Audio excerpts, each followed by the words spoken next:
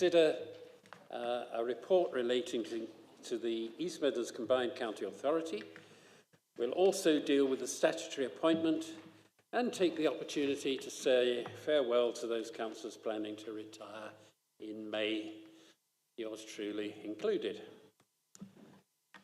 I would like to take this opportunity to congratulate the City of Derby on being chosen by the government to be the new home of Great British Railways. This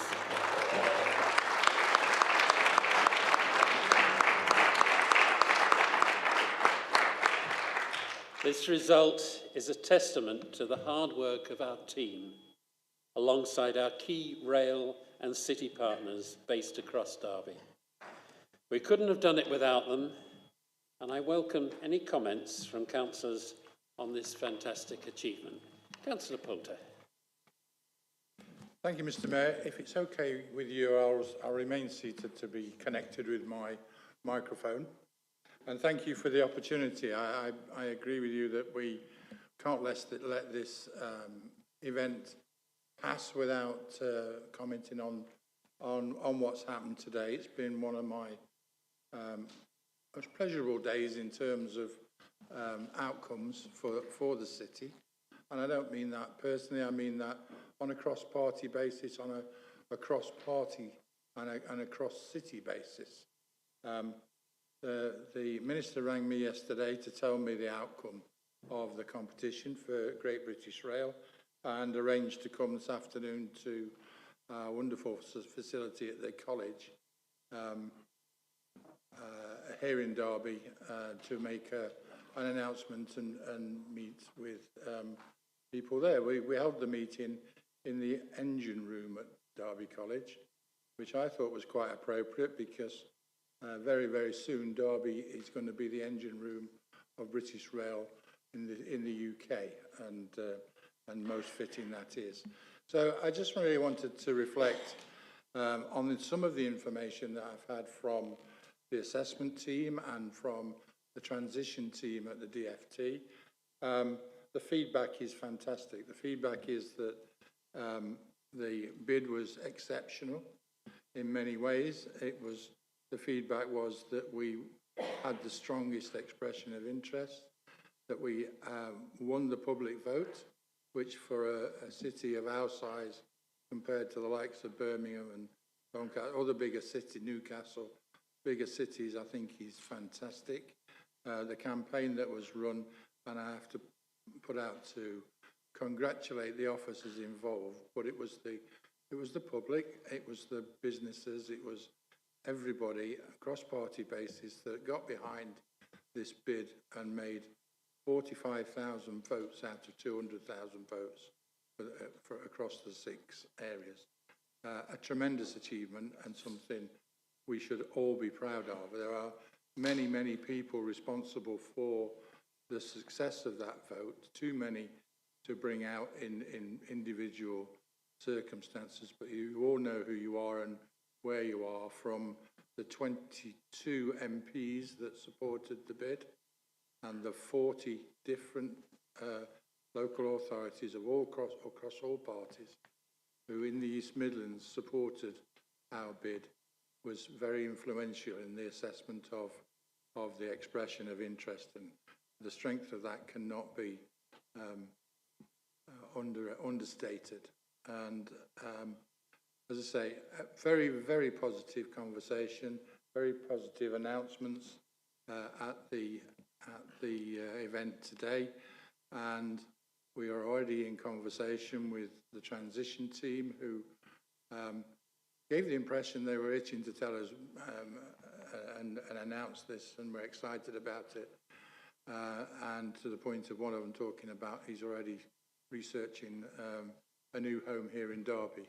And if that brings him a new home, Derby, only time will tell the numbers of people and jobs that it will bring to our city. I congratulated the Minister on making the right decision, which he laughed at, but at the end of the day, it is the right decision for Great British Rail, but also for Derby, and the sky's our limit. When you look at where government departments have come out of London already, and I'm talking about Leeds and I think Wolverhampton and Tees, and where it's already having a dramatic effect in terms of jobs and prestige and the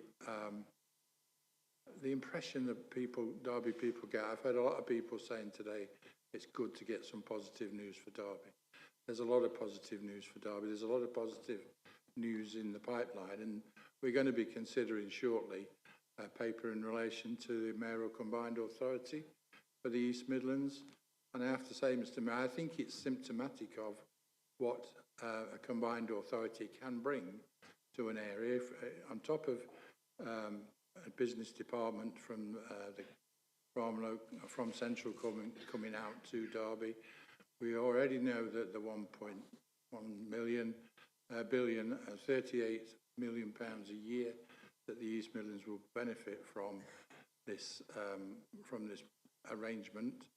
We've had £9 million in terms of towards net zero, £17 million towards housing already. In the budget announced £80 million in relation to investment zones for the East Midlands Authority. And as I say, I think this is symptomatic of the way that Derby is on the up, and people know that. People are sitting up and noticing, as at MIPIM last week, what is happening in Derby. Why is everybody investing there? Why are people coming there, and what is the future for Derby? Well, this could be what we make it, and GBR makes it, but it could be massive for our city. And I just want to reiterate my thanks. I'm proud, we're proud of the bid that we put together, and we will follow through with that and make it a great success for the city and for Great British Rail. Thank you. Thank you, Councillor Poulter. Councillor Shanker. Thank you, Mr. Mayor. Absolutely fantastic news for Derby and importantly, the people of Derby. I'll save my comments on the Mayoral Combined Authority for a later time in the meeting. But when I was there at the Roundhouse, along with many officers, Councillor Poulter, Councillor Barker, trade unions, apprentices, at the Roundhouse when we welcomed Wendy Morton was the minister then, you could feel a sense in that room on how confident and how good Derby's bid was. It was a fantastic bid, everybody singing of the same hymn sheet and really impressing the GBR team as well as the minister.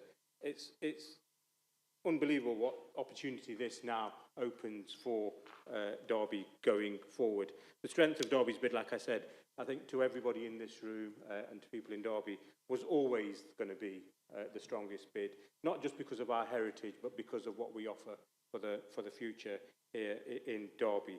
And it's glad government have eventually come to that same conclusion and recognise that, and we can build on that going forward. I think it's important not to mention individual people per se, because I know, as Councillor Poulter says, many people have been involved in pulling this together. But one person I think does deserve a mention, because it is about leadership. It is about inspiring people to join the campaign and get involved. And I think David Fletcher has played an absolutely fundamental part in making that happen for the city. And I appreciate with a wider team of officers, politicians from all parties, partners, apprentices, trade unions. But his leadership has been really excellent on this.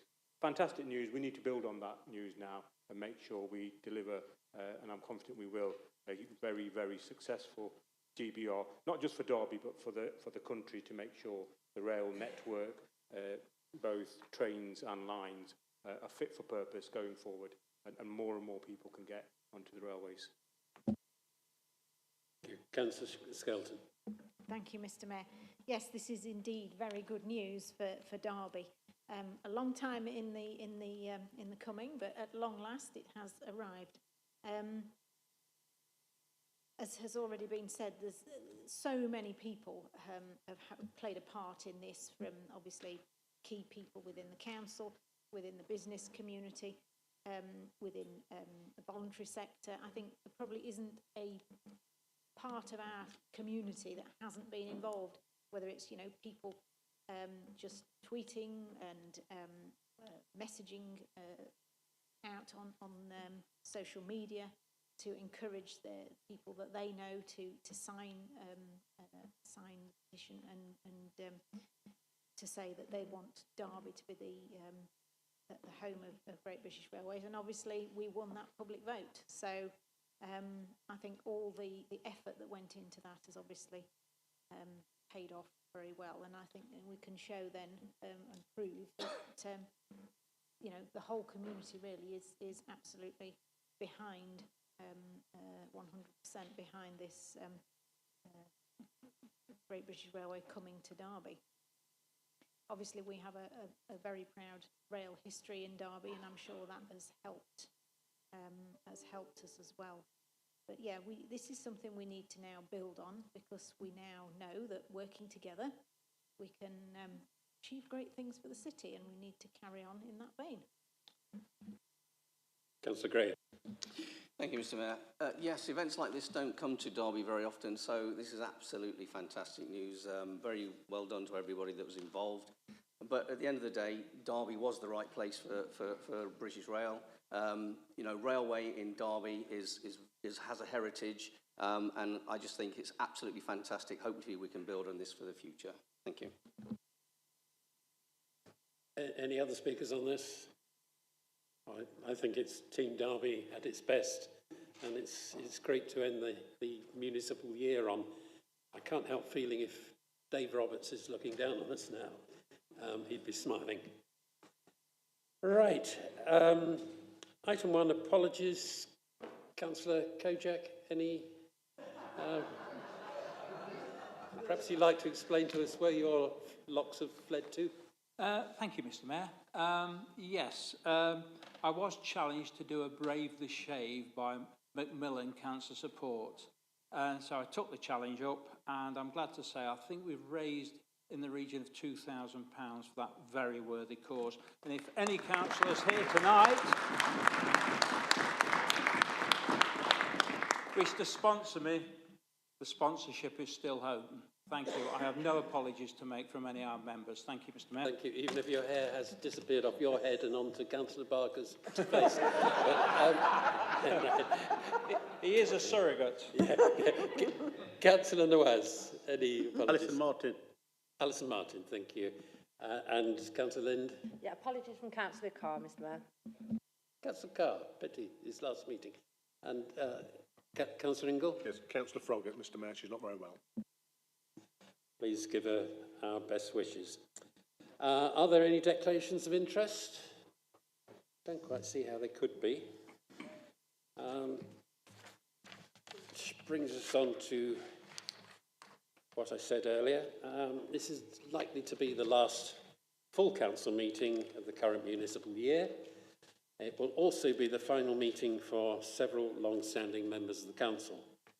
As is customary on these occasions, I'd like to provide the opportunity for anyone who wishes to speak to address the meeting, to reflect on the contribution these individuals have made as members of Derby City Council and its predecessors.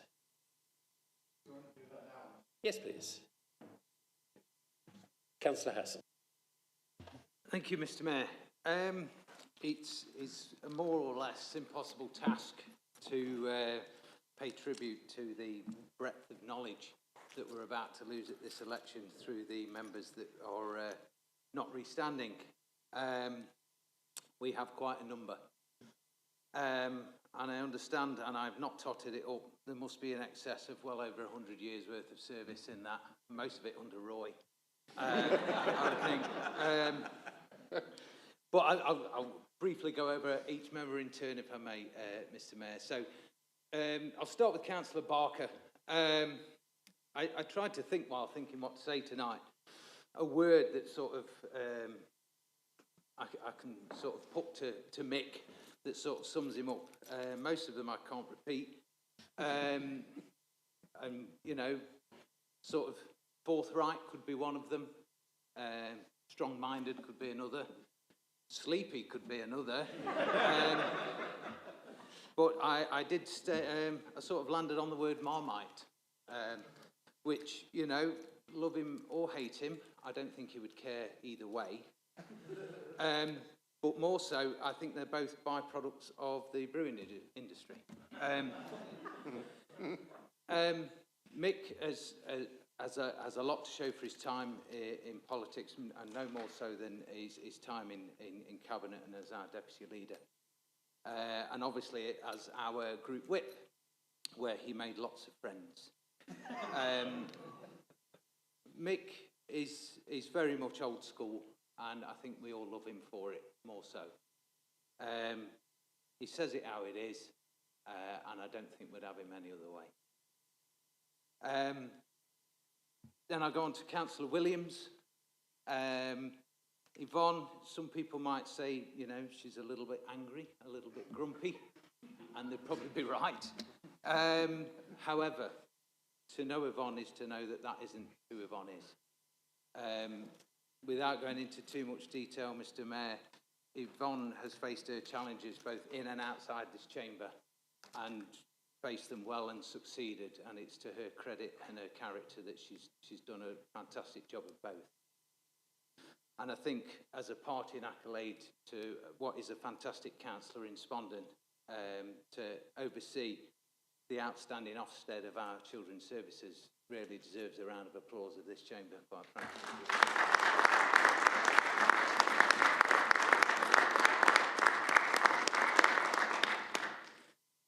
And then I will briefly step on to my colleague, Councillor Webb, who is my colleague, obviously, in Allestree.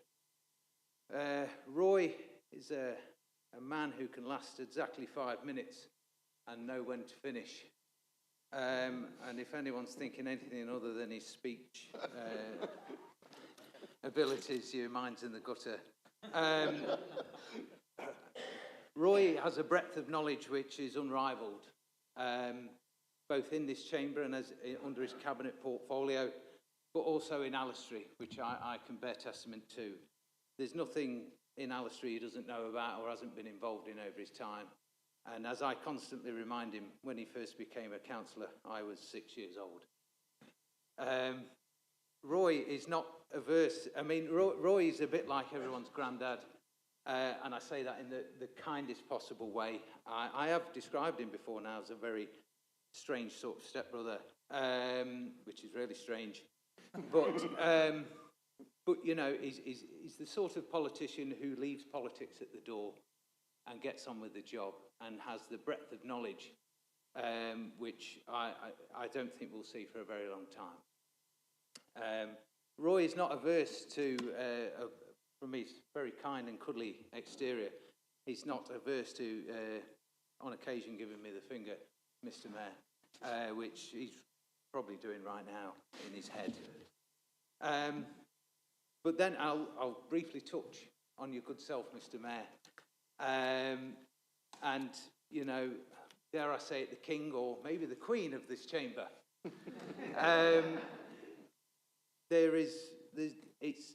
It's very difficult to put into words the contribution you've given to us here, and to have been mayor as many times as you have is an accolade that I hope isn't repeated, because it's befitting of the person who has that title.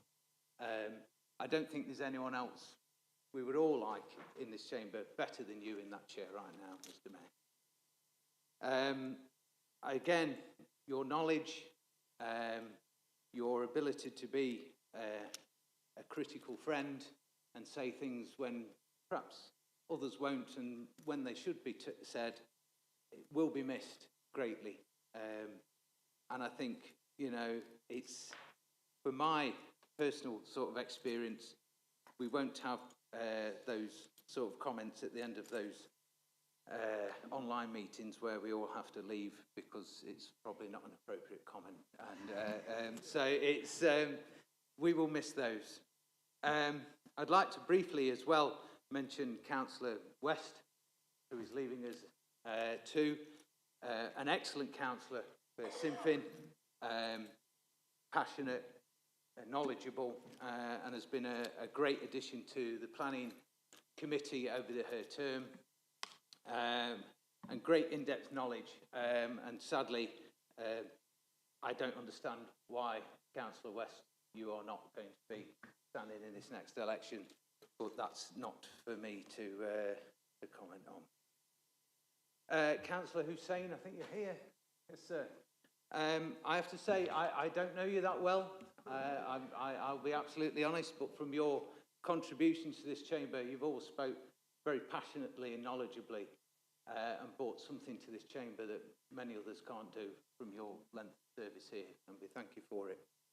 And finally, Councillor Carr, who unfortunately isn't here, and I've had the pleasure of spending time on planning committee with him. Again, a very forthright and direct councillor with a lot of knowledge, and it will be missed.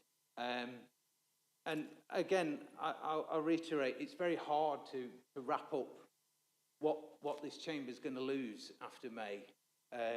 It's an incredible shift by all of those councillors. And it's what will be strange, Mr. Mayor, is the fact that you won't be there.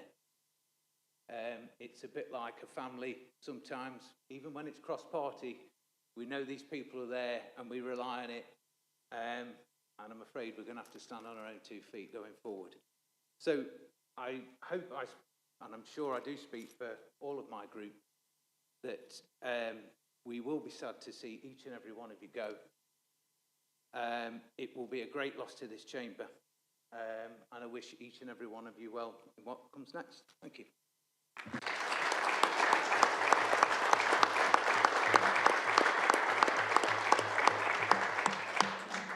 Councillor Kerr. Thank you, and I'm sorry, I haven't got something to say about everybody, but I've got some things I'd like to say about Mike, and I'm really sad that he isn't here, but he might be watching us. I hope he is, and if not, he'll watch later. Because I like the symmetry, because he arrived in the all-up elections that we had 21 years ago, nearly 21 years ago, and he's leaving with just this one transition of the authority. And I don't think there's anybody else who's doing that. I think that's he would like the, just the pattern of that, because he's very much a person who responds to things in society rather than to people. He's very good people. He's somebody who I've always benefited from, because he's got a sound head. He puts the politics to one side. He makes friends across the political groups, because he's just full of common sense. And I will miss being able to go to him as a political colleague and as a ward colleague. He's also in that he has a really good life balance as well, and that's why he's not here today, because he had booked things to do. This was a meeting that appeared in the calendar late, and he knows how to get a work-life balance as well. And as part of that, when he was on the cabinet, is when he decided to take early retirement, because work-life balance didn't work being a cabinet member as well. So he's got a lot of common sense, a lot of awareness of himself. He's had a significant influence, I think, on the authority in his time in cabinet. He was one of the group who moved forward with this building. I think the time when we had the highest level, or virtually the highest level of recycling, he was in charge of that responsibility as well. So he took his engineering, he was started in the railways. He would have spoken if he had been here, thinking about Great British Railways. He would have been the one to speak for us. He then went on to Rolls-Royce, so he's got the connections with our key industries. He's passionate about Derby. It's mentioned that he was on planning. He was also on the Conservation Area Advisory Committee, Conservation and Heritage Advisory Committee, because he has that deep passion for Derby, its heritage, and going forward. He also enjoys walking, so he's been active at looking rights of way. He's now got a dog to give him more excuse for walking. He sees a lot of his grandchildren, which he didn't have when he started. So, these things move on. It was a large section of his life. I will miss him on exec scrutiny. I will miss him on planning. And I think he will have left his mark on the authority. And again, he is somebody who was the mayor for a year as well. He was a good guy. I hope everybody has good memories of him as well. Thank you.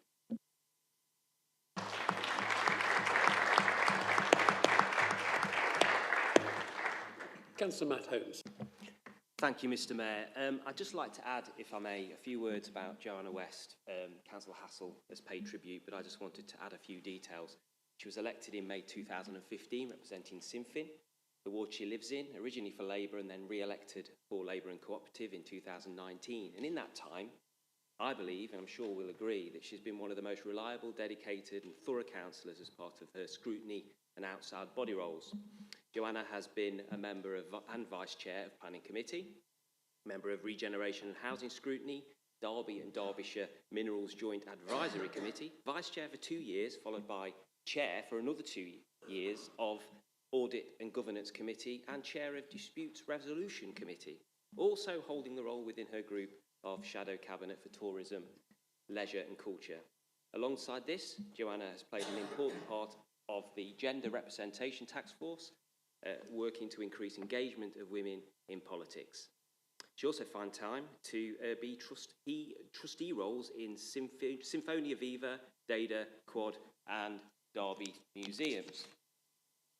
And during that, a little known fact is that Joanna has completed a degree and a master's in English.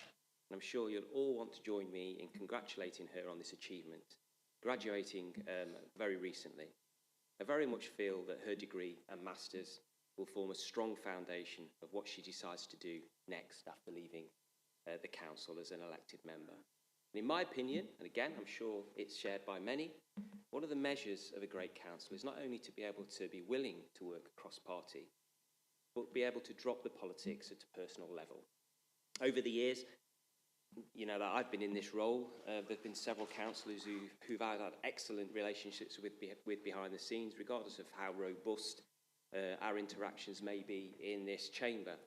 You know, it's a quality that I've personally always greatly admired, and Councillor West is one of those people.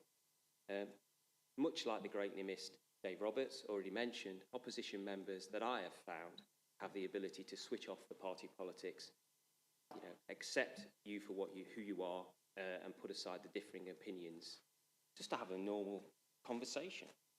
And for this reason, and many others, Joanna will be missed. And personally, it's been a delight to work with you on the Planning Committee.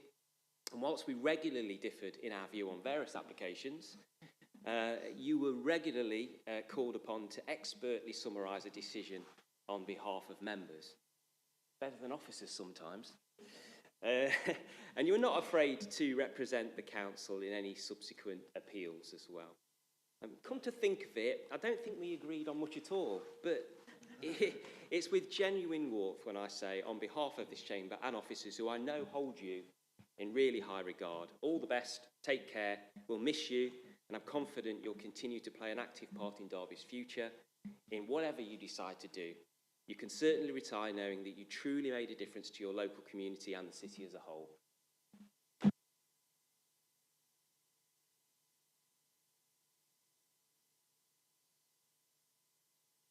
Councillor Shaker. Thank you, Mr Mayor. So my story is going to start 4 years before I was born. When a young 14-year-old Councillor Hussain arrived in the UK from Pakistan in 1968. He moved to Derby in 1974, I believe it was, and worked at a place where I have worked as well, Celanese, and I think many councillors in this chamber now have spent time, happy years working at Celanese. Fareed has spent a number of years representing what was Babington Ward, and then he had a time out and then was re-elected to Arboretum Ward. I think it's 9 elections Fareed has successfully stood for and won every time. He does say he gets a little bit nervous at the count every time, but I'm sure there's never been any need for that. Fareed's representation of his local community and our local community across Derby has been absolutely second to none.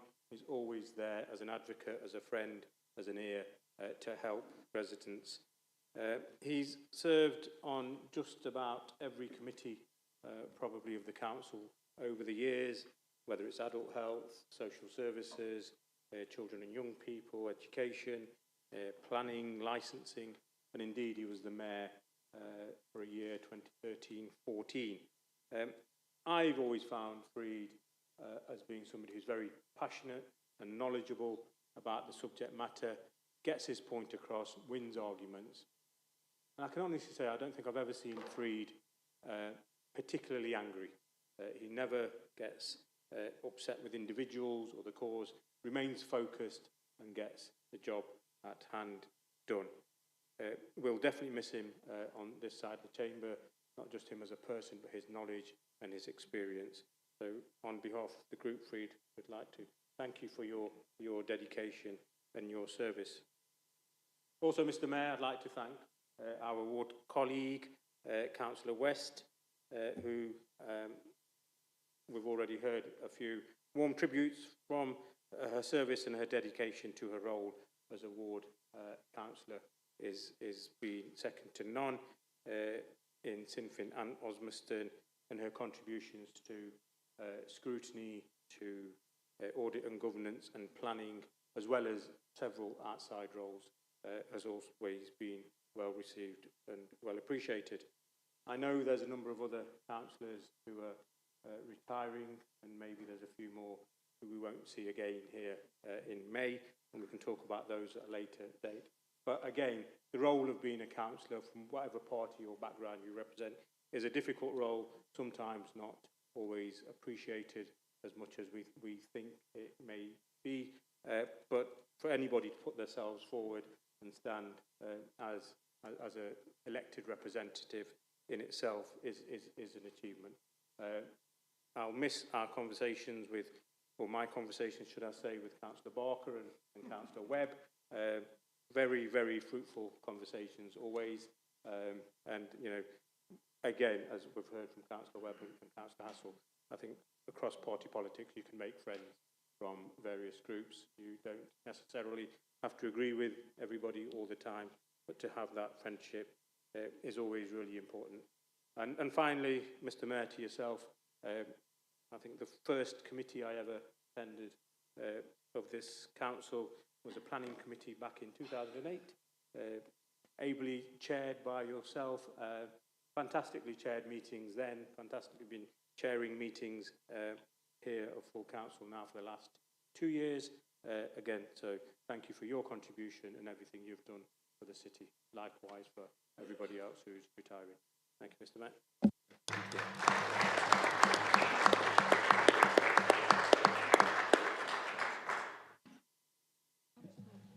Councillor.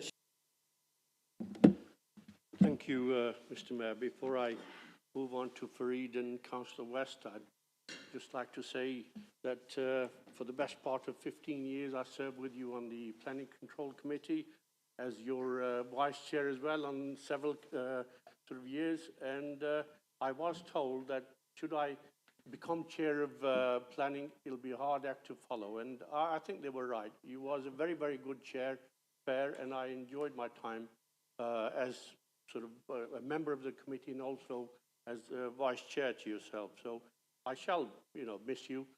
Not too much, but just enough. Just enough. And as you know, Councillor Hassel said, it's sad to see so much wealth and diversity of experience go from this council in one go. And I'm sure between yourself, Fareed, and Councillor Webb and Carr, I mean, I think you was around in the 1880s. Sorry, I meant 1980s. Right. So it is going to be sad. And I think the officers, the councillors, whichever party, you know, they are from, will miss each and every one that's going from here because of their sort of, you know, wealth of knowledge, and in our case, in Arboretum, the sort of number of people that know Fareed and respect him. But that's for everybody. And also, Councillor West, I've had the pleasure of being with her on audit and accounts, on planning for a very long time, and I shall miss you. And I mean that genuinely. Moving on to Fareed, Mr. Mayor, I first came across Fareed in the 1980s, late 1980s, and for the first 4 or 5 years, we hardly ever talked about local politics. He was a councillor at that time, and such was his humbleness that on the first few occasions we met, I didn't know he was a councillor, and he never once said to me, well, you know I'm a councillor, like a lot of people like to sort of bandy their status about. But for the first 3-4 years, we talked sort of about national politics and international politics, whether it be apartheid in South Africa, Nelson Mandela, or the occupation of Palestine, Kashmir, Iran-Iraq war, and the illegal war against the Iraqi nation. But I very quickly learned that two of Reed's most fierce passions were social workers, social care, and the sort of residents of our Breton work. And I know for a fact that he never once, shirked any kind of responsibility. As been stated already by Councillor Schenker, Reed has served on just about every committee, and I think the only one he didn't probably enjoy was planning. I don't know whether that was because of you, Mr. Mayor, or me, but one or the other, right? He didn't enjoy that and didn't stay on it for very long. But I speak for Councillor Jahangir Khan and Councillor Nawaz, rather than have repetition again, that we will miss Fareed for his knowledge and for his guidance and advice. And the fact that I think because of Fareed, the Arboretum ward has been a safe ward for Labour for a very long time. Fareed has always had his door open for everybody. Indeed, there are people knocking on there at 10 o'clock at night saying, can you fill this form in for me, or can I have some advice, even though it's a Saturday night and they're not going to be using that advice until Monday morning. But, such was his passion for helping the residents. And it wasn't just Arboretum residents. He was right across the board. Anybody at any time rang him, he was always happy to help. I don't really want to prolong it too far, just to say that Derby City Council has lost a very, very good councillor in Fareed. He was an excellent mayor, and although we will all miss him, I will miss him personally more than most, because of working with him since 2004. So it has been a pleasure, Fareed, to work alongside you as a fellow councillor, and I wish you the best, and I genuinely believe that the councillors and the officers that you work with will, if they could, would say, yes, we miss you as well, and they all feel that they've been privileged to work with you. So thank you from us for supporting us in Arboretum and for supporting the Labour group and carrying out your duties excellently for the City of Derby.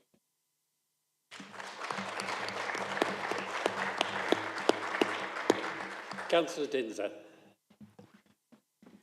Thank you, Mr. Mayor.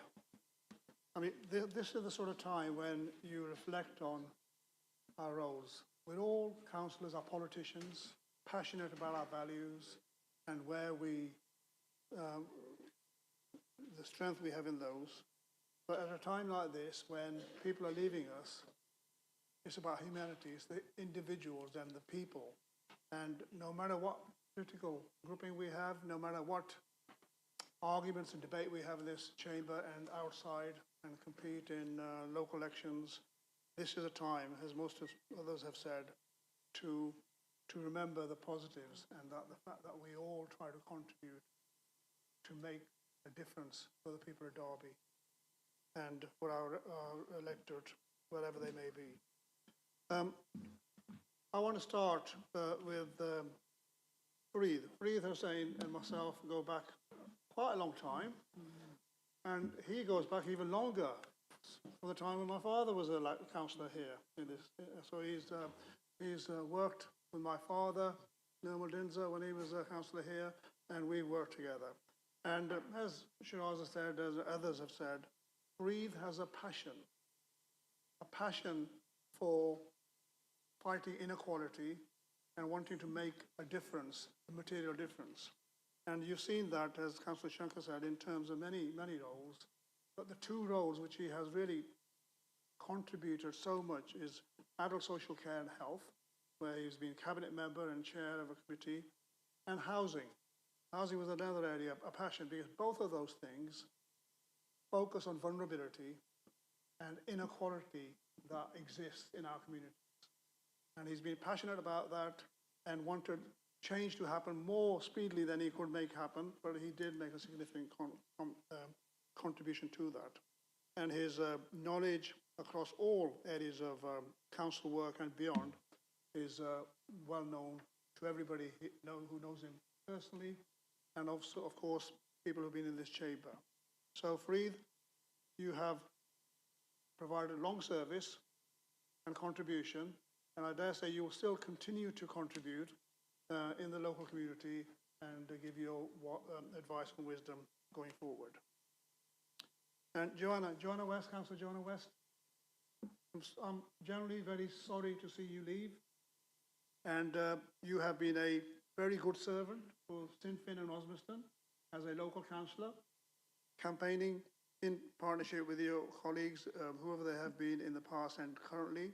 And you have, in the meetings and subcommittees and scrutiny boards that we work together, we've always worked in a warm, professional way, and you have always been professional and dedicated in providing the best possible outcomes for the people of Derby and working in a very constructive way with officers and other colleagues, as has been said, not just from our own political group, but across the chamber.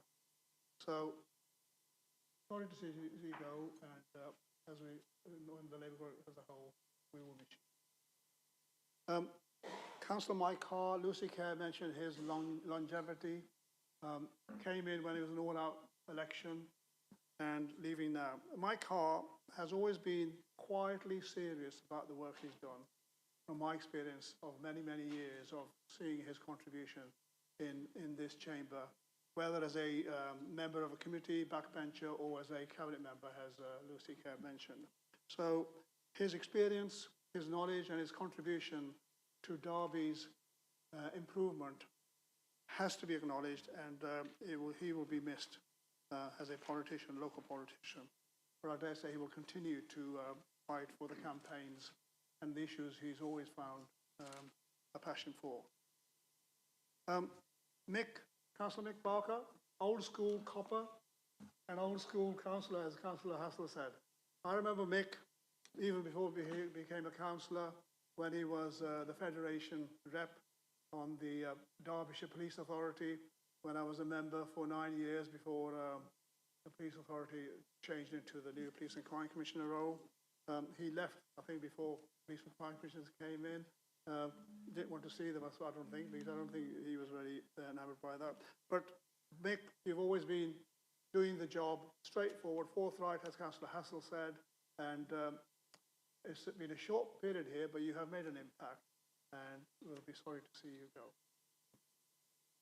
Yvonne, over many years now, in terms of particularly social care and education, children's services, you have been passionate about those areas, and vulnerability, which I dare say you understand in personally and in local community, but also you've been passionate in terms of trying to make a difference in this chamber in those areas. Irrespective of the fact that we may have a different view of how we want to deliver that, you have done good service in trying to impact, particularly in those areas, but wider in the council. Roy Webb is an old sparring partner for me, because I think he's been here longer than I have, but I've been here for quite a long time myself. And again, adult health and social care is a place where I think there's been reversals of cabinet roles when there's been different powers of control here. And we've worked on either side of particularly social care from the beginning. I think when we first had social care and cabinet roles in Derby, I was a cabinet member for 4 years, and Roy was always the person who challenged and worked from the opposite side. And then when he became a cabinet member, the roles were reversed. And his passion, knowledge, longevity, and his local community contribution, as Councillor Hassel said, is something to be proud of and is impressive. And Roy, I'll be sorry to see you go, but I'm sure I'll be still seeing you in and around the Alistair area. Councillor Robin Wood, I don't think you'll leave, because you're going to resign now, but I'm sure you're going to come back, because you've done it before. Because you have been, in terms of longevity and actually contributing from so many different ways. as a cabinet member, particularly leisure and health, sort of leisure and culture, where you've really enjoyed more than most people enjoy that, I think, but you've really enjoyed that. But I think also in terms of your work, in terms of outside bodies, and particularly Disability Direct, where you've been a member and a contributor and a guide, actually, for the current chief executive, who has actually gone from strength to strength in terms of what he's done, and who was a councillor briefly here, Councillor Amal Raju. So I think your knowledge, your experience will also be missed. So there's a lot of knowledge here, a lot of experience, leaving this chamber, and leaving by choice most occasions. But there may be others here who are standing and may not make it. But that's the way it goes. But I think we need to, at this moment, recognise that everybody who comes and gets elected and does service for the city of the council and for the people of Derby are doing it for the right reasons, despite the fact that we have different perspectives, different views, different values about how we want to achieve that. And we will obviously, dare say, continue to argue about those. But today is to celebrate and commemorate all those people who are leaving now, and their contribution to be valued. Thank you. Any other speakers, particularly from those who are leaving us? Councillor Webb. You're allowed more than 5 minutes today. Mr. Mayor, can I first of all say I'm pleased not to be on the clock tonight, because thank you for all the kind words. With 44 years without a break in local government, I think I deserve a rest. I was first elected in 1979. That was the third attempt at being elected in Erewash. And I learnt about recreation and licensing and planning and housing. And I learnt about partnership, because I was part of a partnership that built an indoor bowling centre in an open-air swimming pool in Long Eaton. And I was chair of the Special Purposes Committee that gave the crest to Erewash and its motto, which I left them with, triumph by wisdom and endeavour. It was third time lucky in 1985 when I got onto the county council. Strategic planning, education, social care, police and fire and environment were added to the list of skills I gained. And when Councillor Shanker talks about inter-party cooperation, I did a song and dance act with the then leader of the council, Councillor David Bookbinder, who some of you would remember, for Derby Environmental Week, and that made the front page of the Derby Telegraph. And two little pieces of information. Reopened Alistry Library after it had been closed by the county council, and the school, Woodland School Sixth Form, ended up having to go to Parliament to get that one reopened. And in 1996, I came on to the Unitary City Council. What a relief, because at county and district, they could blame each other for any inadequacies. Come to a unitary and you carry the can for absolutely everything. So, 3 Conservative members in a unitary authority. And that was the start. 1 in Spondon, 2 in Alistry. and I'm still there in Allestree. I became cabinet member for social care, so that was children's and adults, in 2003, and took your job, Mr. Mayor, in 2005. That year was marked by those who survived the trials of 1939 to 45 as the 60th anniversary of the end of World War II. It was a family mayoralty. My wife and daughters, my late father, a Burma veteran. The year was very busy. I thoroughly enjoyed it, and it helped that my employers supported me. It was Rolls-Royce that was my first choice of employment, and I thank them for all they did to me. And we move on to 2018.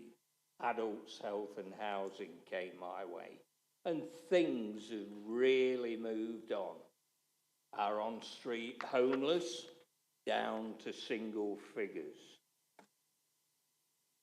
Moving on with new pathways, partnerships and strategies.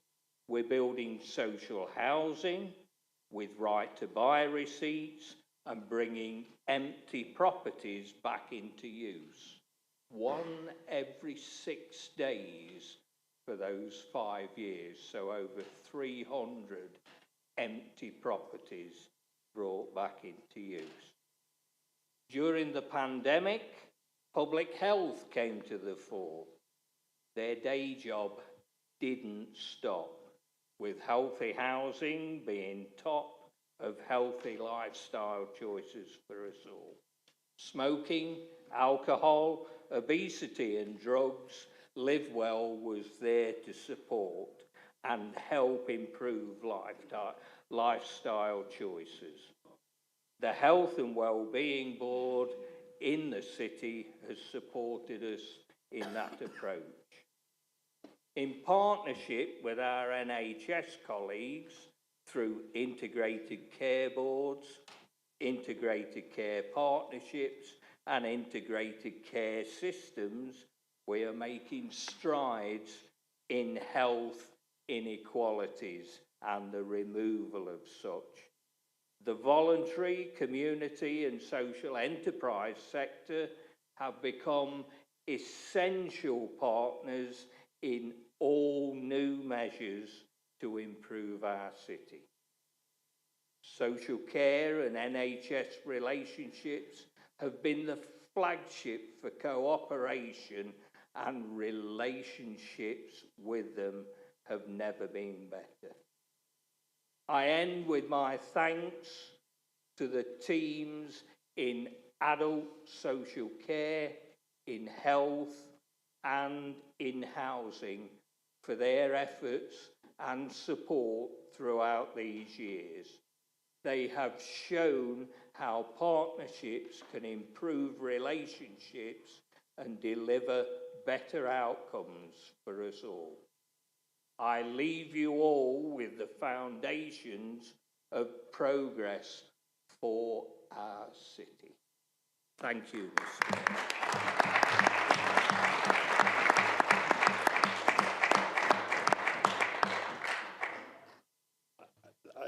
Several people still want to speak, and I'm going to take them out of order, I'm afraid, because I'm going to ask Councillor Williams to speak now. Thank you very much, Mr. Mayor. It's been 23 years since I was first elected, and that election result was a real shock to everybody. I wasn't supposed to win. I wasn't expected to win, but when I did, and my first meeting with the leader of my group thereafter, he said, "Who are you?" And I then proceeded to let him know who I was. The last 23 years have really been a journey I'm really grateful to have taken. I've learnt a lot. I have been cabinet member for several portfolios, believe it or not just children's. I was Cabinet Member for Regeneration, Social Inclusion, Youth and Community. What a mouthful that is when you're trying to say it. That was my first portfolio, and the director I had at the time, Sue Glithero, taught me a lot, as did my second director, Margaret McWade, in social care and youth. Those two ladies really, really shaped my future as a councillor in this council. They would sit me down and tell me what I needed to know. They would then make sure that I knew what I needed to know by quizzing me. They helped me understand how to speak publicly, how to get my point across, and they taught me that governance of the council is so important to know. They made me read that constitution inside and out, and for that I'm eternally grateful, because it's helped on a number of occasions. My third portfolio was for Children's Services in 2005, when children split from adult social care. And that was a real eye-opener for me. We went through some turbulent times after that, but the next year I was the Deputy Mayor for a year, and I had the joy of becoming pregnant during my year as Deputy Mayor, so I waddled around. I'm still waddling now, you might say, but I did waddle then because of my pregnancy. And it was a fantastic time. But what that helped me to do, I was actually the first councillor ever to actually give birth during their year as Deputy Mayor, but also as a councillor. And we were able to change the rules around how parents can get caring support whilst being a councillor. And for me, that's a real legacy for future parents who want to become councillors, that can get that support to do that. It's so important we have that diversity within this chamber. I didn't get to rest on maternity leave. I was supposed to, but I ended up going straight back into the cabinet. And I went in as the cabinet member for housing and historic buildings, which is a bit of a weird one for me. I learned a lot from councillor sat in the mayoralty chair there, told me off quite a few times. And then my final portfolio was Children, Young People and Skills I currently hold. But during my time in the cabinet, I've served with every single political group going in Derby. We have been in an alliance with the Liberal Democrats, we've been in an alliance with Labour Party, which I served in that cabinet. And we have gone it alone, and we've gone it with support. So I would just like to thank everybody in this chamber that I've worked with as councillors, because I've learned from everybody. We all have something to be doing, and I really, really appreciate that. There have been some hard times, and it would be remiss of me not to mention Operation Retriever and Kern, which was a dark time in the history of Derby City Council. But through that, we learned as a system with our partners in police and health how to protect children and young people from sexual exploitation. And whilst it was a really dark time for us, we have taken that forward and have taught other councils how to deal with situations like that. So I'm grateful for the learning that we've received from that. In social care, we were the first in the country to roll out locality working. And again, I'm really proud to have led on that. As you know, we have now got our outstanding in children's social care. And again, I'm so, so proud of the teams for that. I'd like to say thank you to all of the teams that I've worked with across all the portfolios and across the whole council. They've always given me support and always helped me to understand my roles on the council. But last and not least, I would like to thank the residents of Spondon for continually re-electing me, 7 elections as well. So I want to say thank you to them, because without them, I wouldn't have had this journey, which I'm really grateful for. And to everybody here, thank you. Continue to serve your constituents and consider the people of Derby, because it is a great city and I'm really proud to have served it. Thank you, Mr. Mayor.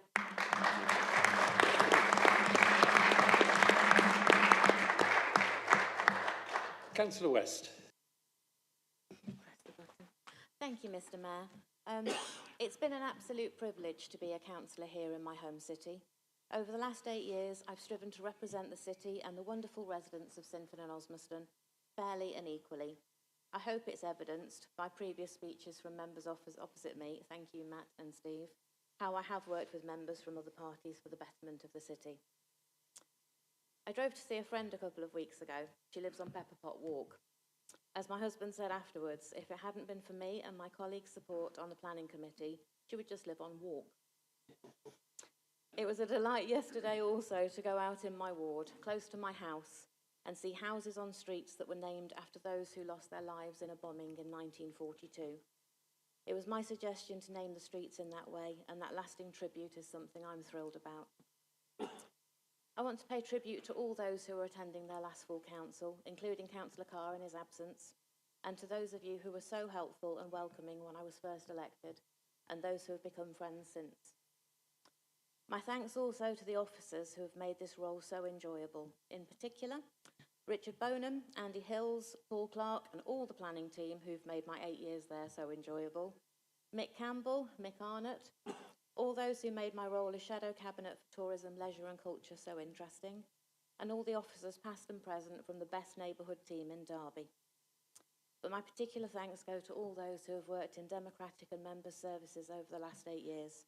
You all do such an amazing job, almost always with a smile on your face during difficult times. Thank you. Oh, and if people are re-elected in May, please do consider becoming part of Audit and Governance Committee. It's more fun than it sounds.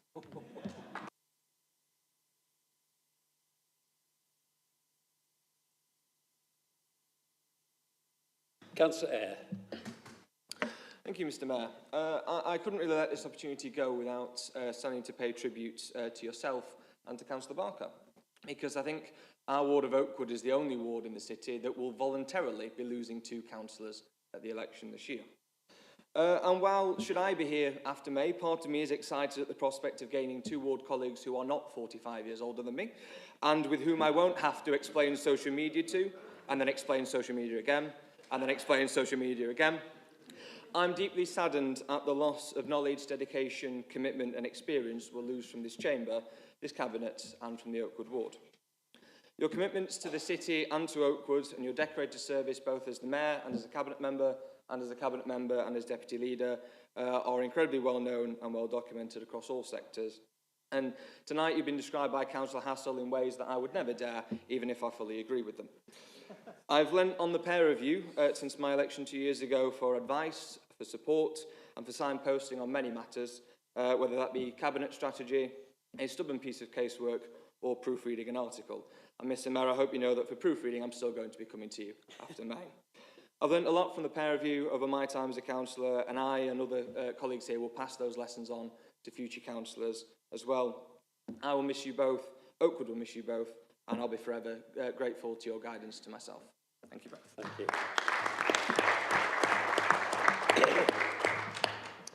Councillor Barker. Thank you, Mr Mayor. Without the words in actual fact, can you get a sentence out without saying in actual fact? Oh, that's a good start, isn't it? Straight away. Yeah. Right, in actual fact, I was just going to raise a bit of an issue because Councillor Hassel turned around and said I was like Marmite. Now, I don't know about that because I thought I was more like a nice rounded honey. I'm sweet and I'm healthy for people. Well, that one went down well as well, didn't it? So, okay. I think it was... I am the baby of the Conservative group that's leaving. 13 years in actual fact. And those 13 years have been interesting, I have to say. I think everybody knew, as was said earlier, that I was a police officer for 34 years, and the last 5 years I actually spent working down in Parliament with parliamentarians. In actual fact, my job was really with the Home Office, and in that time, that 5 years, there was eight different Home Secretaries, all Labour, but they were fantastic people to work with, in as much that it's exactly right on the TV. I mean, basically, you can go in there with a knowledge of policing. They haven't got a clue. They haven't got an iota. And so, therefore, you can tell them anything you want. And invariably, if you say it right, you end up winning as well. I brought that to this chamber. It didn't work here either.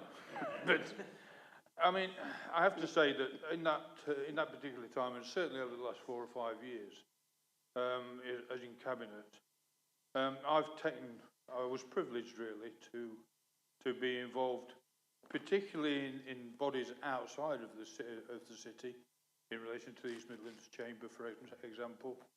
And we started off working on HS2 as well. Very disappointing that we are where we are with HS2 at this moment in time, but it wasn't for want of trying that we tried to get that eastern leg going up to Leeds. It's still not dead in the water, but at the same time, one of the solaces that I've got out of that is that we are getting the East Midlands line electrified, hopefully up to Derby and beyond to Sheffield. And of course, today's announcement in relation to GPR, I think also comes off the back of that somewhere along the line, because certainly East Midlands councils, as Councillor Poulter referred to earlier, there was over 40 odd councils that actually supported us, and that was no mean feat from East Midlands councils as well. They helped in that, and I was privileged to, in actual fact, take that to them and for them to actually acknowledge that. So I've got something to actually think about there. We've also been on there in the Migration Board and Employees Board as well. We deal with the trade unions in relation to pay and conditions, and hopefully we deal with it fairly. And certainly now, moving on to migration, we've only been in contact with the Home Office again today, because of course Derby has got a particular issue in relation to the numbers that are coming into the city and what we can actually sustain. And so it's been a privilege to actually work on all of those things, to in actual fact do the best for the people of Derby, but not only the people of Derby, the people who have had to come here through trials and tribulations, through war or whatever it is, to actually get them to settle here. On Monday of this week, I went down to the canteen. The canteen is now open on Monday, colleagues, and it's being staffed by Ukrainian refugees. And it was an absolute privilege to go down there and have bacon, egg and tomato. They didn't understand sloppy tomatoes, because that's what they were. But they were absolute, they're learning English, they are trying to integrate into the British way of life. And it was an absolute privilege, and I think it was down to Yvonne and her colleagues to actually bring them into the council house, to use the facilities there, to actually give them some future and get them integrated into our society. So there's a lot of things there that really I can take away during my retirement. And I'd like to just say a final couple of words, really. And it's the lyrics from a guy called Paul Anka. Don't know whether you've heard of him, but he wrote a song for Frank Sinatra. And it has been known that they have sung it on occasions. But I'm not going to sing it today, you'll be lucky. I'm just going to take a phrase out of it. And that is, yes, there were times that I'm sure you knew when I bit off more than I could chew. But through it all, when there was doubt, I ate it up and I spat it out. The record shows I took the blows and I did it my way.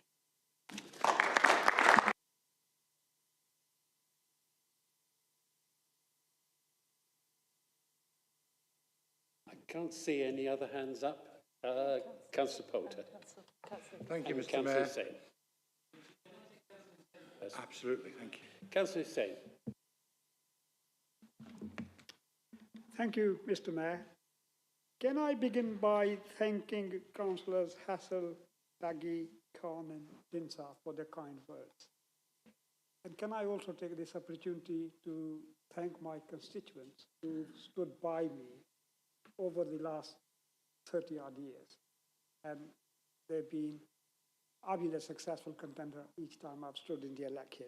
And as Baggy said, I've stood in the election 9 times.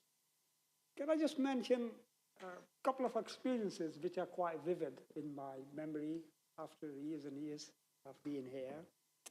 The first thing which actually jumps to my mind was a bit of a battle between councillors and officers. And that probably happened around about 2005-06.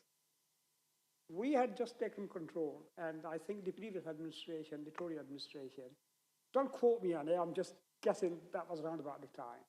They had, for the first time, introduced home care charges. Because up until then, we inherited this from the county, that home care was free. And it was provided on demand, if you like, or it was a need-led service. And it was thought sinful almost to ask people to pay for home care.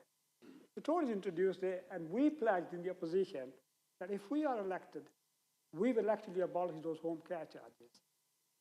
And there was an almighty battle with the director at the time and also the chief executive. The case was being made that the whole financial structure of the council will collapse if we lost, it was allegedly £250,000 a year income from those charges. And when you take an account of the cost that we were accruing, because keeping tabs on all the income that was coming in and the accounting systems and all, the net income was probably around about 100,000. But we were told, councillors, you can't make this decision because it's going to destroy our finances as a country. And since then, I was just wondering, we've probably cut around about £1 million, 100 million pounds, if not more, from adult care services, and we're still standing. But you can see the tension sometimes when the councillors want to take an initiative on something and officers are not key, that, you know, they put up these scare stories. And the second thing which comes to my mind in terms of the changes that I've seen in my ward, there was a time, maybe in the 90s, mid-90s, when actually Normanton Road and Peartree Roads were basically dying on their feet. There was lots and lots of empty shops, and we couldn't get them occupied.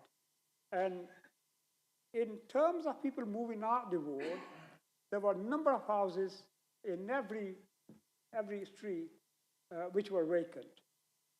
And then after the Iraq War, when we had the first flood, not flood, but you know, number of refugees were affected by the war, and the business started to pick up. All the houses were taken up, and they were generating an income for somebody. And the third thing which comes to my mind is the Iraq War itself, because my constituents, although they stood by me, but 2003, I really felt under pressure. I didn't think I'd be able to pull it off, because Iraq War had generated such emotions in my ward, because majority of my constituents were actually opposed to the war. And they were openly saying to me, this war is contrived, it's not based on facts, and the facts have been distorted because Tony Blair and George Bush had taken a decision, for whatever reason, good or bad, they had taken a decision to go to this war on false pretenses. And it's happened. I was saved by Dave Roberts. He actually sat down with me and said, we ought to take a motion to the council, and we need to be opposing this war. And Derby City Council was the only council at the time which actually passed a motion against the war and said we didn't want a war in Derby. And then when I had to go out knocking on door, that's the fact that I was putting to everybody, that I seconded the motion, I was opposed to it, I'd done my best, I couldn't, you know, it'll be unfair of you to punish me personally because I had no influence on that decision. And that saved my skin. They said they'll hold their nose and still vote for Labour, although at the time I've never known such hostility that, you know, we were encountering on doorsteps. The third thing, which also, fourth thing probably, which springs to mind, when I first got elected in 1991, as Councillor Khan said, one of the tasks we had to undertake, not that many people at that point in time had the ability to fill simple forms. So when we were knocking, people were asking us to come in and help them fill that form. And the same community, I mean, at the time, I couldn't really think of more than 2 or 3 people from our community, very large community, where they actually had university education back in 1991. And the situation now is, one estimate is that 35% of young people from the Pakistani Muslim community now end up with university degree, which is around about the national average. As far as our women are concerned, the percentage is higher. It's around about 42. So 42% of all under 30s are now from that particular background, ending up with university education, and they're ending up with good jobs. The thing with our Arboretum ward in particular is it's always welcomed people from outside. When we first came here in the 60s, the area that's called Arboretum was mainly inhabited by people who'd come from Ireland, and also people who would come from Eastern Europe, took part in Second World War, stayed behind, and they were mainly settled here. So when we, the Asian from India and Pakistan mainly in the 60s and 70s, we settled in that area. It had long established tradition of accommodating and welcoming people from outside. And I think it's gone on for quite some time. Probably it's been going on for about 80 years. The downside is, although it's a welcoming ward, and we do have the ability to, you know, live cheek by jowl, you know, with people who are new to the country and that kind of thing, that as people grow in financial strength, educationally, they better themselves, they tend to move out. And that's what seems to be happening in Arboretum in a sense. A lot of people who were living there in 70s and 80s, financially, you know, they're better off, they're moving out, and we are getting people who started coming to this country 2000 and that. And I think that process will probably carry on, and our ward will still be welcoming. It's a very vibrant, as you can see, if you happen to, I think, Mr. Mayor, you probably do happen to go up and down Normanton Road more than most other councillors. Yeah. But it's a very vibrant ward. I mean, if you look at the variety of things which are, you know, available, and if you just specifically look at food, I mean, you can virtually get any speciality on Normanton and Peartree Road that you could expect in a very, very cosmopolitan city like London. We've got it in Derby. And there isn't a vacant shop on the whole stretch, which is a mile long. Very, very vibrant. And it's been a pleasure serving those people. And I'm proud to say the person who's going to replace me is going to make a significant contribution to the council. He's well versed in how councils work, and he's been a university teacher. I wish her luck, and I'll try to support her. And long labour hold on Arboretum may continue. Thank you very much.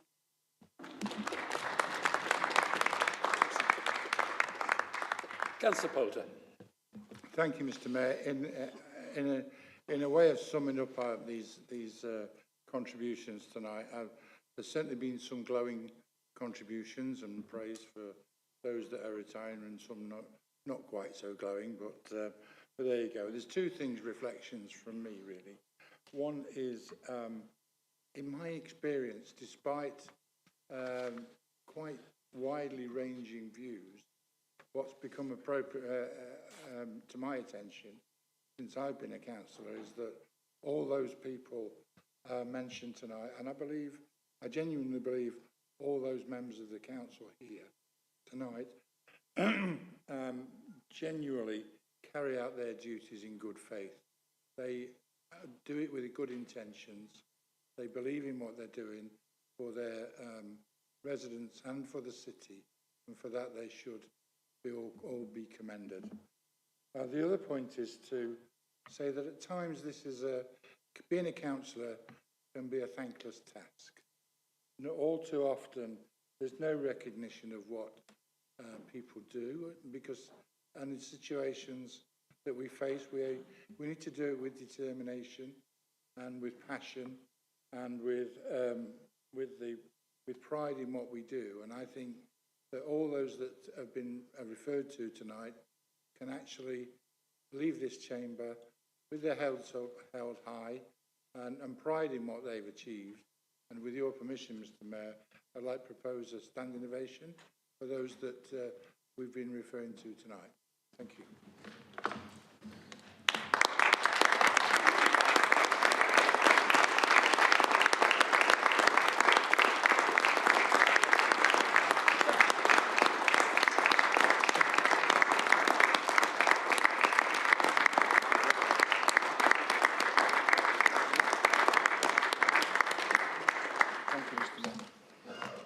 Well, on behalf of all those of us who won't be here much longer, thank you.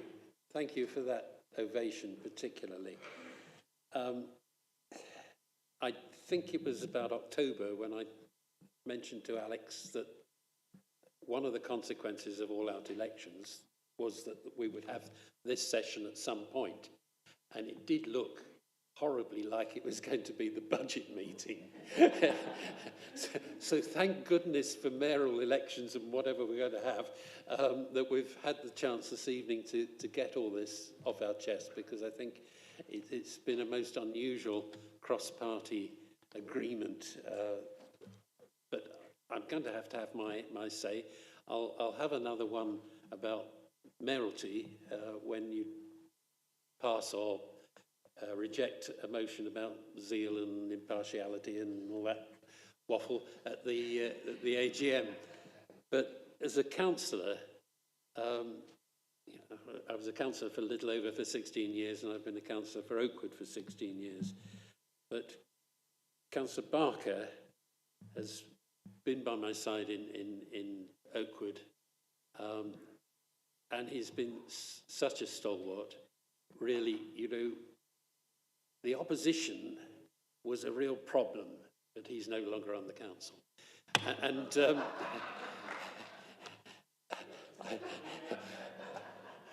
when you think you're all of one party in a ward, one of you isn't playing ball, it does cause problems. Mick, thank you for counting to 10 and biting your tongue and counting to 10 again on so many occasions. And you've lived right in the centre of the ward. I've lived well away from it. And these people who've knocked on your door, they knock on my door, but it's usually problems about Abbey Ward. And I can remember a planning committee where something came up in Abbey Ward, and I said, I'm a resident of Abbey Ward. And it was about a car park, I think, in Drury Lane. And, you know, people were saying, we shouldn't be driving cars, we shouldn't be parking cars, and all this. And hypocritically, you know, I've got 3 cars, all right, but I had actually come that night on the bus. So I said, I've come by bus this evening. Can anybody else on this committee say that? And nobody could, which was quite something, especially as Councillor Kerr could have said, I came on a bicycle. Yes, I know. But there we are. And I thought I was doing well and getting away with a lot of hypocrisy. And when it came to the end of the meeting, somebody said, can I give you a lift home, Robin? And that was Joanna West. And I think we've been friends ever since. And I'm grateful to you for that and for the contribution you've made, particularly to the culture of this city, and I don't think that's going to stop. I was cabinet member, as you know, for culture, and I think I had nothing but cooperation from you on all the outside bodies, particularly that we've served on together, and not least the tea parties for the retired co-op members that. Being mayor this long, you get to go to several of those, and you've been at them all, and I'm sure there's a future for you there in that movement. Councillor Webb, you mentioned that you were first elected on 3rd of May 1979, so was I, but to this body, so we've been around in different bodies for quite a long time together. I came to this council 44 years ago, the same day. It was the same day that a certain lady became Prime Minister. That's how long ago it was. And in those days, there were only two parties, and we had council meetings. And just like now, it was the purpose of a council meeting is to apportion blame. You know, you never do anything constructive. You just say who's to blame for whatever is going wrong. And so the Labour Party always said it was that dreadful Mrs. Thatcher. And the Conservative Party said, oh, it's that dreadful David Bookbinder. And we all agreed on that. We all went home. Oh, we went to the pub at least. And life was slightly less complicated in those days. But I came in 1979, and I as you all know, I shared my life for 40 years with somebody who'd been on the council since 1957. And I've still got all his council diaries. And when anybody, you know, several times I've mentioned councillors that have departed, died, and I've been able to tell people that,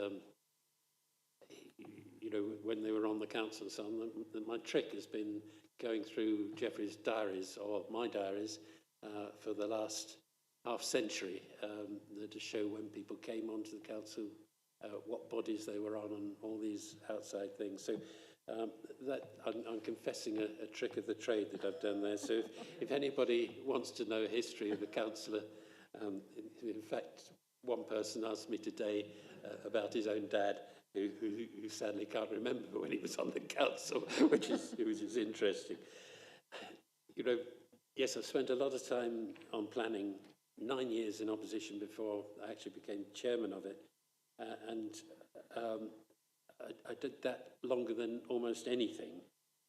And I had a lot of vice chairs with me, and Cheras Khan has mentioned himself.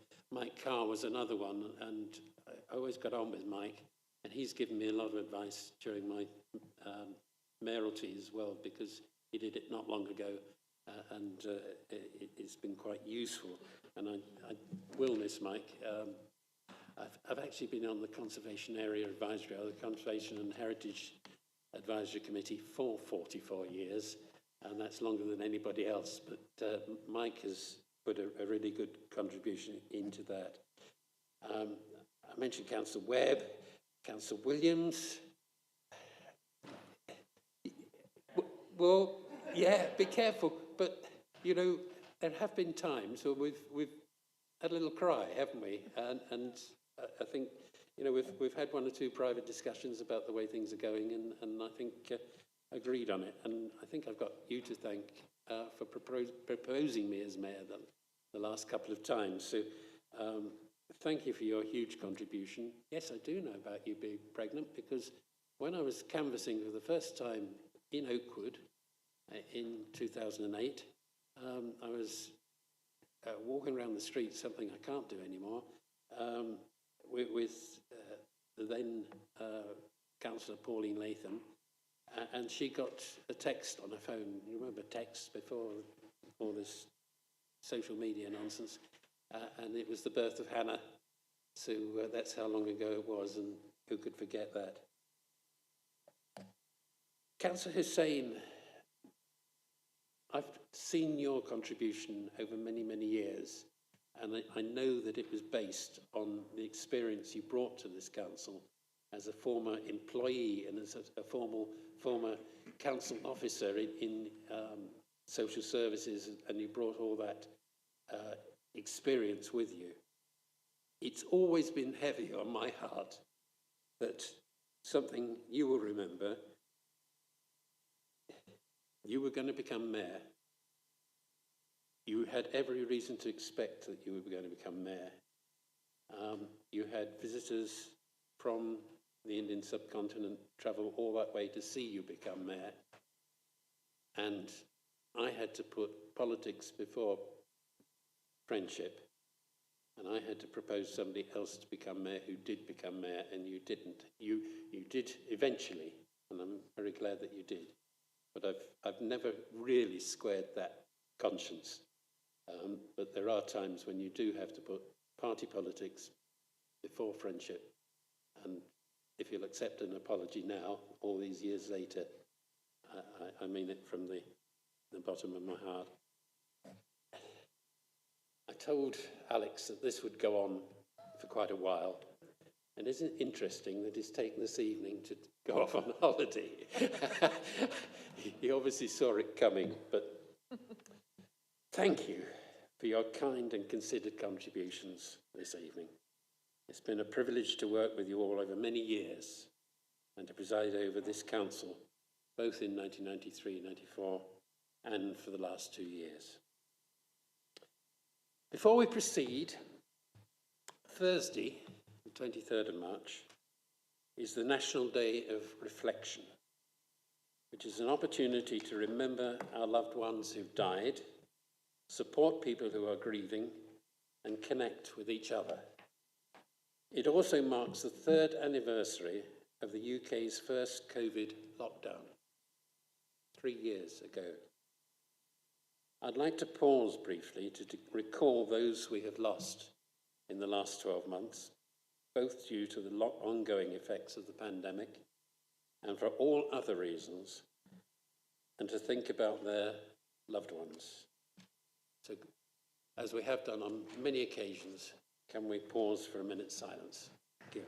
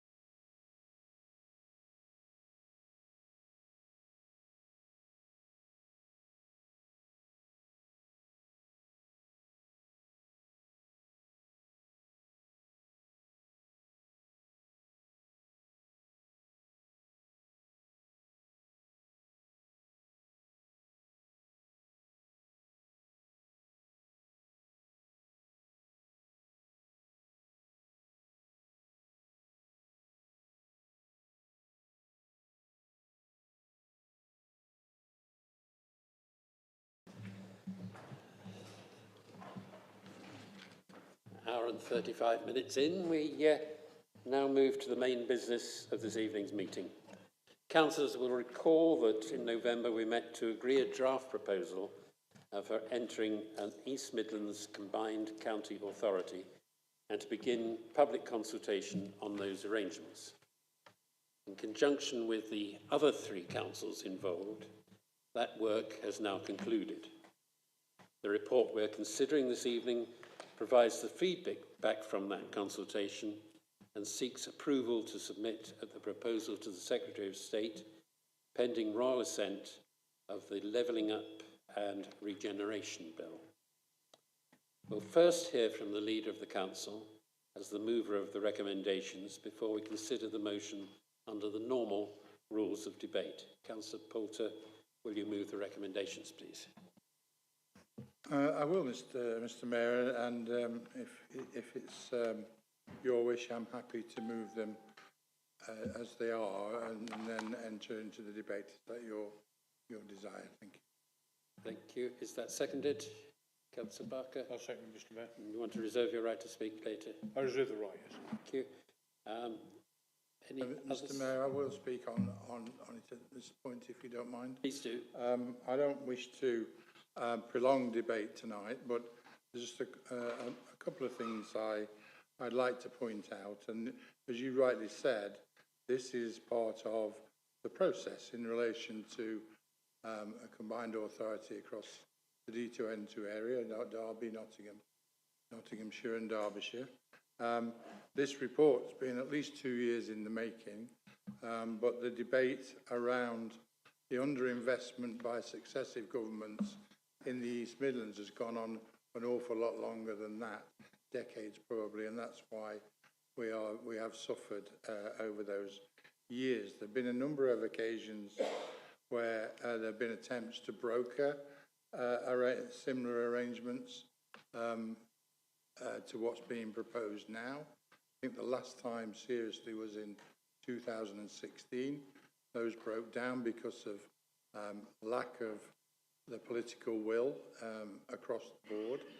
I have to say the situation that I've been involved in for the last 2 years is significantly different to that. There is generally goodwill amongst those upper tier authorities towards these proposals, to the extent that as you say, a draft proposal, the offer was made by government first to be involved in a new arrangement for the East Midlands, which thankfully we took up as leaders of the 4 upper tier authorities, to the extent that on the 30th of August, I signed, along with the other 3 leaders, the initial draft proposal to government, which was subsequently put forward. That draft proposal was debated on the 2nd of November, and this council agreed to take it to the next stage through a serious, detailed consultation, and which was put out there by all 4 authorities, and we got over 4,500 responses to that consultation, which was very significant. And I think the first point to point out is that that's exactly what it was. It was a consultation. It was the opportunity for businesses, partners, the general public to offer their views on the proposal. And it was a requirement from government to do so. And this is the next stage. This is the detail of the results of the consultation.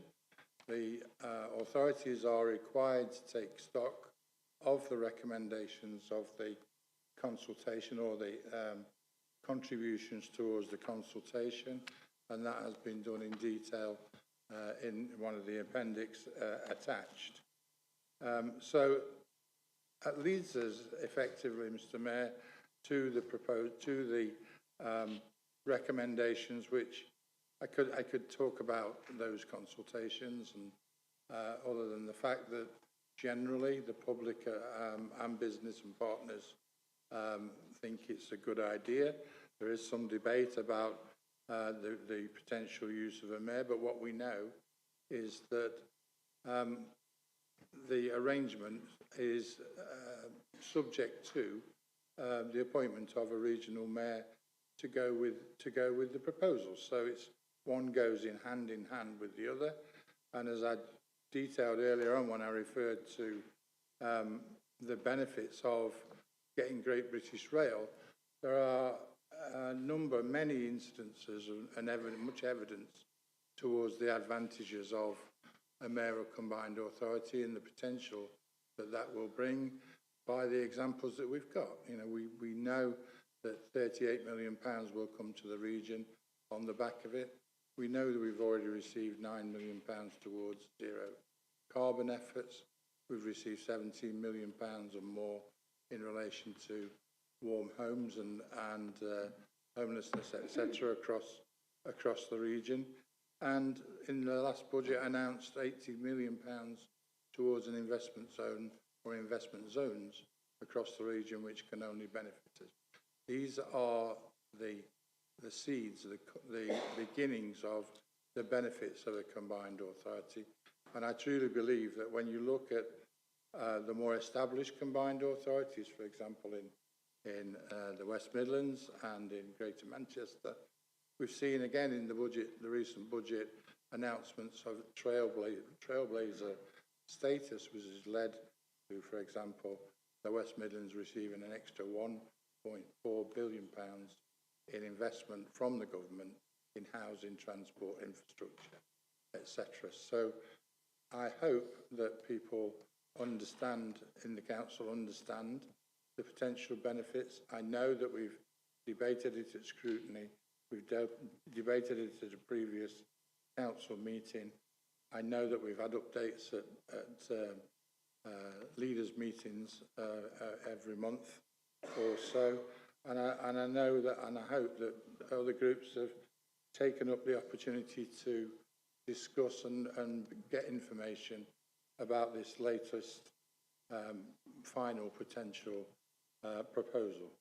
So I think there are 5 recommendations, fairly simple in their outcomes. And the first one is to approve the final proposal detailed into the documents, and noting that the had taken due response to the consultation responses and the public sector equality duty, and therefore to potentially create a combined authority for the areas of Derby, Nottinghamshire and Derbyshire. The second one is to note that the proposal has been amended to take account of the results of the consultation, other activity and recent developments as set out in the report and in more detail within the appendices. Recommendation 3 recommends that delegated authority be given to the Chief Executive to submit the proposal to the Secretary of State in consultation with the Chief Executives of the other constituent councils. Item 4, recommendation 4 is to delegate to the Chief Executive to approve any small typos, technical amendments, small issues that become necessary along the way, and I'm sure the council can trust our Chief Executives not to make any significant changes without the consent of the leader of the councils in their respective authorities. But the final one for me is the most significant, and it just to remind council and councillors that the recommendation is to note that a further report will be brought back to council to consent to the relevant statutory instrument that will formally establish the combined authority. This is the part of the process. The next stage is to submit the final proposal with the I's dotted and the T's crossed, and then for government to pass the necessary statutory instrument, and then it will come back to this council and the other constituent authorities to finally commit ourselves to that process. Thank you, Mr. Mayor. Thank you. Councillor Graves.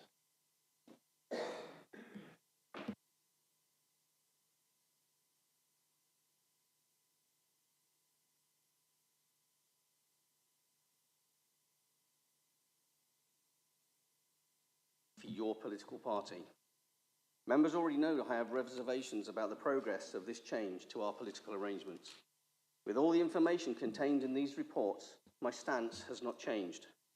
In fact, I believe more firmly that this is not the best thing for Derby or our citizens. The consultation was flawed, and the Mayor prevented me from raising the issue of a real referendum on the issue and giving all the citizens of Derby the opportunity to respond to the idea. I appreciate that someone will stand up and say it was open for everyone to have a view, but the council and those in charge know that, firstly, many people are not interested in local politics, usually until it affects them, and then by then it's too late. And secondly, most people do not even know that this was happening. Yet a choice on the ballot paper would have given them a view and would have satisfied us, as councillors, it was right or wrong. The questions of the survey were loaded, as they tend to be, to get a positive answer. Therefore, the responses this council is expressing suggest that the people are in favour in general. That is actually far from the truth. If you ask a person, do you want more money being spent on your behalf, what answer would you expect them to give? A loaded question is not worth the internet it is printed on. So let's analyse the results. There are slightly more people that wanted more money spending, but more that didn't want an elected mayor. However, stakeholders, most of whom do not live in Derby and have a vested business or educational interest, responded positively to the questionnaire. Local residents, on the other hand, overwhelmingly voted against this idea. They are the people that are ultimately going to have to pay for this new political post and entourage. People are fed up of democracy, giving lucrative positions to their chums. Let's go through a few things. We were told recently that this is new money. No, it isn't. It's new in the sense that the government spends it currently, whereas this new mayor would get to spend it across 4 upper-tier authorities, all within Derbyshire and Nottinghamshire. No, it isn't new money. Would you say that this money is a large amount? not in council terms, 38 million per year across 4 authorities. We are told 2 councillors from each authority would be part of the cabinet of this new post, to give the appearance of being included. However, this new mayor, much like our mayor, can agree or disagree with any recommendation and do as they please. Councillors, we have seen under 2 different council leaderships, one of Labour, one of Conservative, that dictatorships only cause problems for the council and the people they represent. Councillor Shanker, I have seen you put down by this mayor and the leader of this council on many occasions without justification. No doubt, if the shoe is on the other foot, you would do the same. I ask you, is what we are heading towards worth all this bureaucracy? Just look at these reports. How much time and resource has been put into these documents to present only the positives of an elected mayor? One senior officer put it in a nice nutshell for me. It isn't the best deal on the table, but it's the only one on offer. Well, is that a good reason to take it up? Every year we have a vision for Derby, and every year it is disregarded because the government of the day drops some crumbs on the table and political people get excited. For comparison, members of the council, we have looked at a small combined authority, smaller than ours would be, and the elected mayor's office costs are £8 million a year.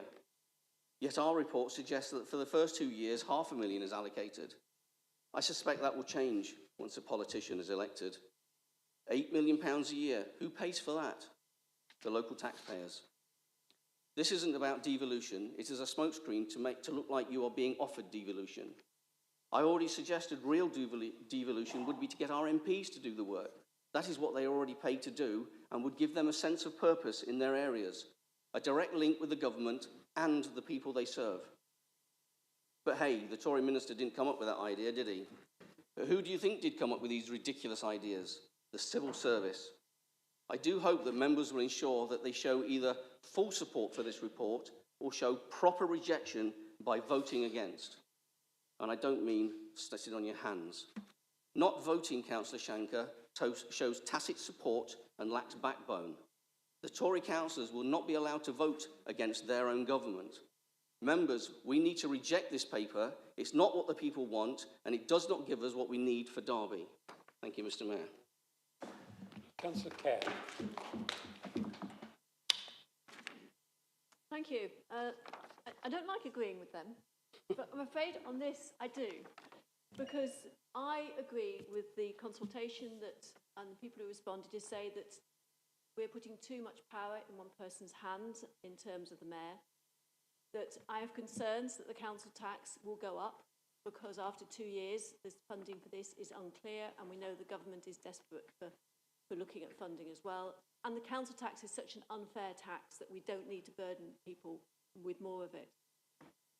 And we're being told by officers that this is what we have to do because this is the way to get more money into our area. But everywhere is being asked to have this sort of mayoral authority. And once everywhere has a mayoral authority, we'll be back onto a level playing field again.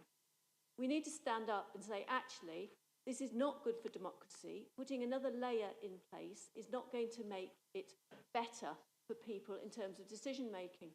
There's even this argument that it'll mean that decision making is taken here, well, here-ish, rather than in London. But we're still going to have to put the bids in. We're going to have to bid to somebody who probably has a much clearer view about where he wants, or probably he, could be she, wants the money to go, than somebody who is neutral and a civil servant, or at least a politician being guided by neutral civil servants in London.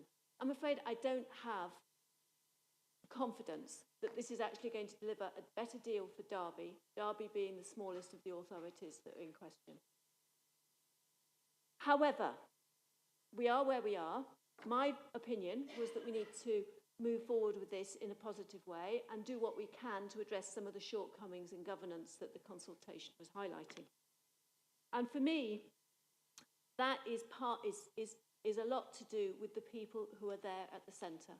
We know it has to be a mayoral authority because that's what the government's view is on where we need to go. But in terms of a mayor-led authority might be the better way of putting it, but the mayoral authority around there Does it really have to be based on councillors from the authorities who are already very busy looking after their own patches with a vested interest in their own patch, wearing a very strong political hat because that is the role that they have within their authority? And I think the answer to that is no. And I put it to our monitoring officer that we ought to be able to move away from that and suggest to the government, because this is still going through committee stages, that we ought to be getting them to review that make-up of council leaders and people from districts and boroughs on a strange sort of moving cycle, and say, actually, there's a better way of having an authority that can work more easily across the whole of the area. And my proposal for that, I wear this wearing a Liberal Democrat hat, is that we should have an elected chamber and elected by a single transferable vote on multi-member constituencies, which might well be our authority boundaries, or it might be slightly different. I'm not dictating that. I would have liked this to have been looked at by our politicians in London. But I was told, no, we can't do that. That's not going to be allowed by our monitoring officer. So I'm sorry, I haven't got an amendment to put to you to suggest we ought to have that as an amendment to what we agreed tonight. And we have the opportunity to make a difference, make something, and make a change, because we're the first chamber to be debating this. And we could have put that forward, but I'm sorry, I'm told we can't. So I am really sad. I still think it's wrong. I hope that colleagues agree with me that this could be a better solution, that we have shortcomings in it. If we can make an amendment here that note that the proposal has been amended, if it can be amended due to this consultation, I'd have thought that we as a chamber might be able to amend it as well. But I'm sorry we can't. So you can't vote on my proposals, but I wish you have a good debate. You don't often get an amendment not moved, but that's interesting. Councillor Shanker. Thank you again, Mr Mayor. Some of what I'm going to say this evening I did mention in November, and it sounds as if Councillor Graves has taken account of what I said and repeated some of that, so maybe it's having an effect. We've heard today and we heard then about this deal, and what I can say again today, and as I said then, it's not a very good deal, it's not a very robust deal at all. 1.14 billion is a colossal amount of money, but again, over 30 years, £38 million a year, and then divide that across the whole area and the authorities, it's not a great deal of money. But it is £38 million that we don't have now. And we have to ask why. And sometimes, given all the chaos of government and the incompetence that I talk about here locally over the last 5 years, people actually forget the impact that austerity has had on our city. And I've said before, and I'll say it again, Derby today has lost over £750 million. It's well established fact. We've got the evidence for that. It's a huge amount of money. And just multiply that £750 million over the same 30-year period, and just for Derby alone, Derby will lose £2 billion.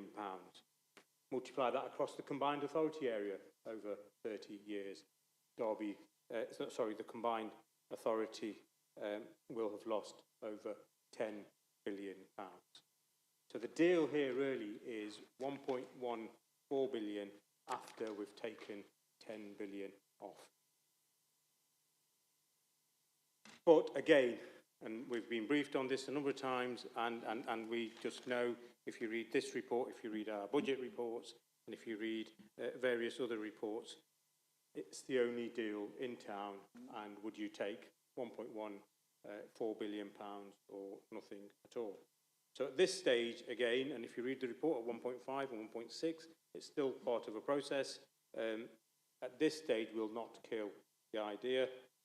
We will allow it to go through to the next stage, but as it states in the report, a further report will come back to the four authorities once government has legislated for it. And you've got to ask, why is there such a delay in government legislating for this. If they're so keen on getting this up and running, why hasn't time been made in Parliament to debate this and get royal assent? It's no way a remarkable deal, £10 billion off and 1.4 million offered back. Remember, this deal was signed, what, 5 Prime Ministers ago, 26 Chancellors ago, or whatever the numbers are, a long time ago, and that might be a slight exaggeration, but I think you get my point. It was a rushed deal at a time when government was in chaos, and even this time that has passed, they've not managed to sufficiently legislate to allow it to happen. And the other pertinent point here is, again, Councillor Graves has been listening. There is actually no new money coming into the system. It's money earmarked for MHCLG or whatever they're called now, and other departments within government, and that money may or may not have ended up in this area, but it's money taken off those budgets to create a pot of money that will come to us eventually. Further details, if you look at it, £516, I think, per head for 2.2 million residents over a period of time. It's a lot less than other deals we've seen in York, North Yorkshire, Tees Valleys, Cambridgeshire, and a number of other areas. It's not as good a deal as that. The East Midlands has consistently lagged behind for funding.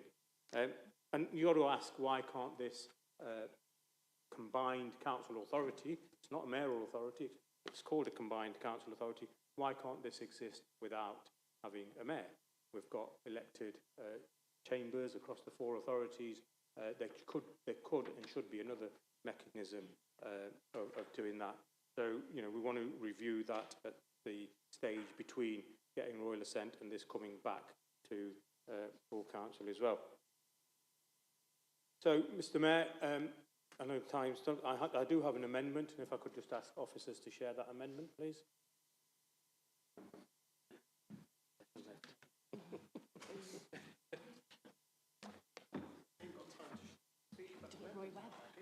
Sorry?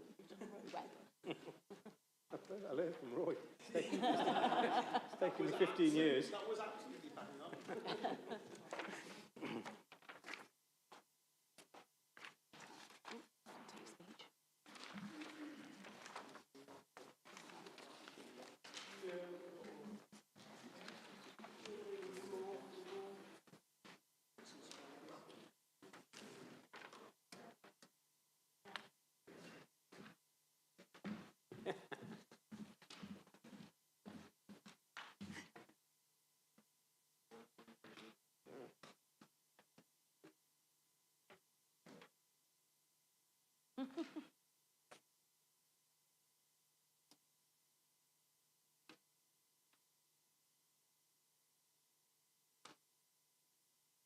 The monitoring officer has given you advice, I understand, but this is acceptable and it's open for debate. Thank you, Mr. Mayor. Is it seconded? Thank you, Councillor Beekman. Thank you, Mr. Mayor. And this amendment isn't about trusting our Chief Executive or any of the other Chief Executives. I just think it's good governance. And if you look at the November report from last year, where delegated authority was given to the Chief Executive, it was also noted in those reports it was the Chief Executive in consultation with the leader. And for this report, for some reason, and well, I have had an explanation. I don't think the explanation was robust enough. The leader, consultation with the leader has been dropped, and it's just the Chief Executives. I just think, given that we're a elected authority, it's important that the delegated authority to the Chief Exec should be in consultation with the leader, whoever that may be, and I think it will not necessarily delay anything or prolong anything. The Chief Executive and the leader can make a swift submission and any corrections. Councillor Shanker, you have had well over your 5 minutes. Oh, I thought I was allowed again. No, okay. You know the Constitution better than that. That's not a problem. But thank you, Mr. Mayor. I think the amendment is self-explanatory. Councillor Peatfield, do you wish to speak now or reserve your right? Waive my right to speak, thanks. Thank you. Councillor Poulter. Mr Mayor, if the monitoring officer is giving advice on this and it won't create any complications with a minor difference between that being considered by our council and those other councils in coming days, then I have no strong feelings in regard to this. Just an observation is that I don't think if a chief executive made a decision on something as important as this without making reference to his leader and in relation to the detail, he probably wouldn't be chief executive very much longer. But so for me, it might be unnecessary. I see where Councillor Shank is coming from, and provided it doesn't cause any particular complication to the combined authority process, then we can accept this amendment. Can you bear with me while I take advice on that assumption? I'm going to ask the monitoring officer to advise us. Thank you, Mr Mayor.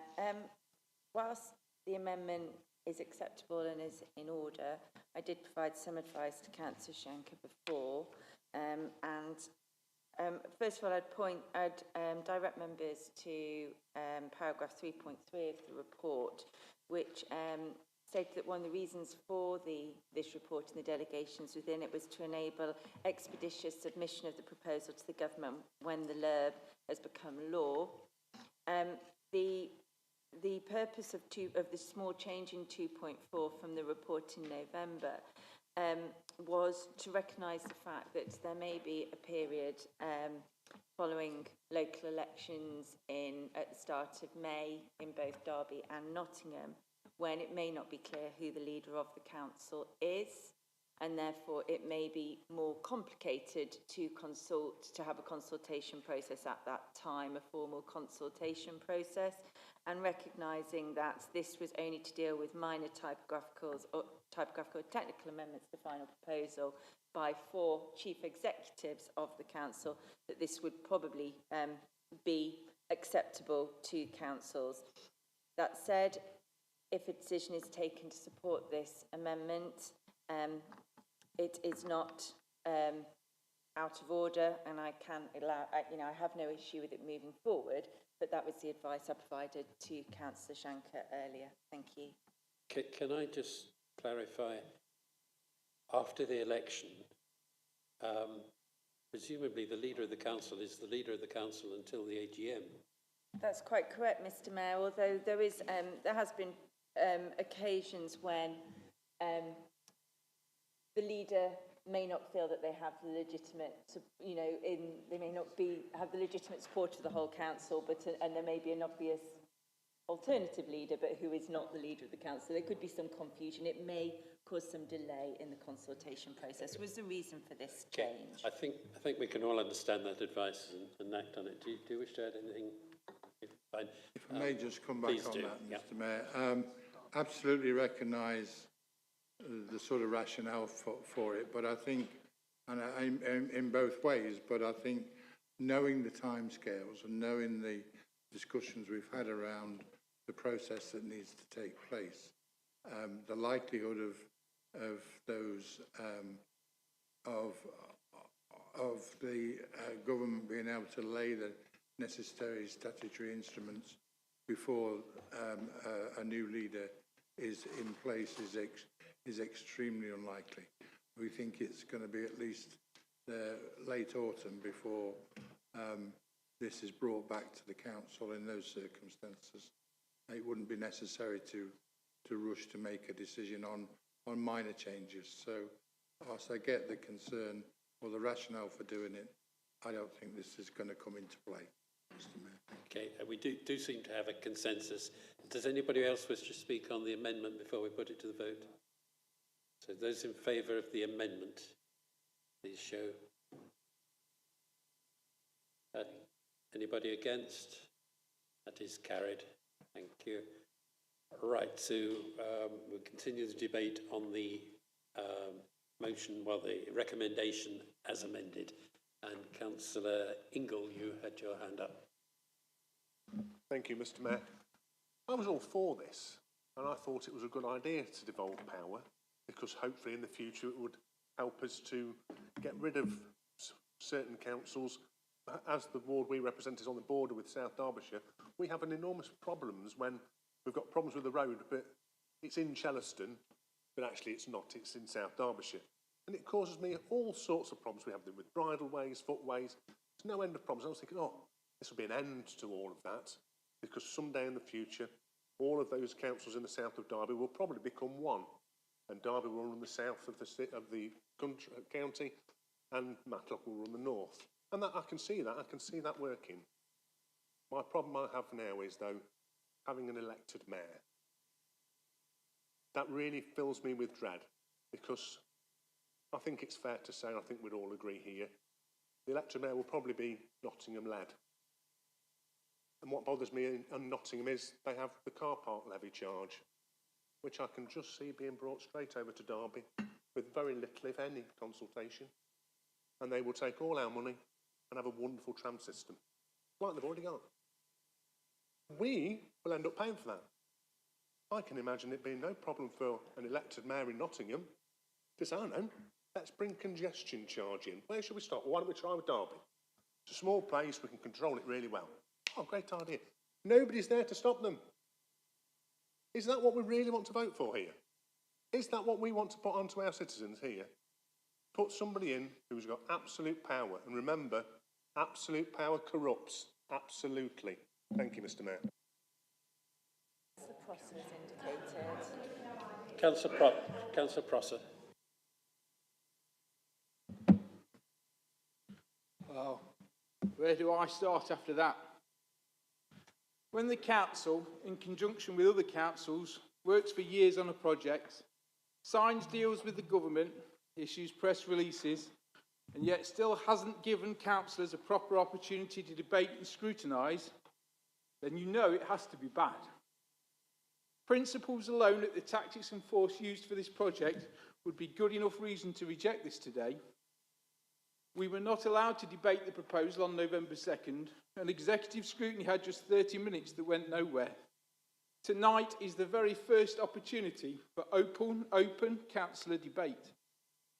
In a recent briefing, it was made clear to us that should the councillors not bow to the wishes of officers and the government, then the council could be disbanded, dissolved and replaced.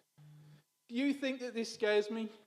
I'd rather the council was disbanded and dissolved than full of unprincipled followers and sheep. I'm not here to do the government's bidding. I'm not here to blindly follow officers or an agenda or even a party leader. I'm not here for ego, position or wealth. All of us are here today, whether officer or councillor, are here to serve and represent the people, and we mustn't forget it. If you think today's decision is not important, we'll get another chance. Now is not the time to kick it down the road. What is the job of a regional mayor? A wise man once told me that the first job of any manager is to employ another manager, someone to do the work and take the blame. The mayor's role is that middle manager, to do the unsavoury, the difficult, to raise tax and shield councils and government from blame. In a complete breach of our democratic structure, the mayor will be a state puppet and a dictator. The mayor will build houses on greenfield sites and tax the local population for simply moving around. The poor already struggle to get to work due to tax on petrol and can't keep their homes because the fuel taxes and supplements that put solar panels on rich people's houses and subsidise expensive cars. When you can no longer travel to care for your parents or get to hospital because the mayor has restricted your movements, it will be too late to regret this decision. And if you think that's too strong, take a look at London. The London mayor now sits on reserves of £2 billion, extracted from the local population and mostly the poor who are just trying to get to work and care for their families.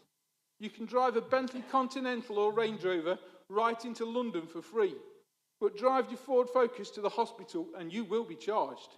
It has nothing to do with the saving the planet, it's tax and power.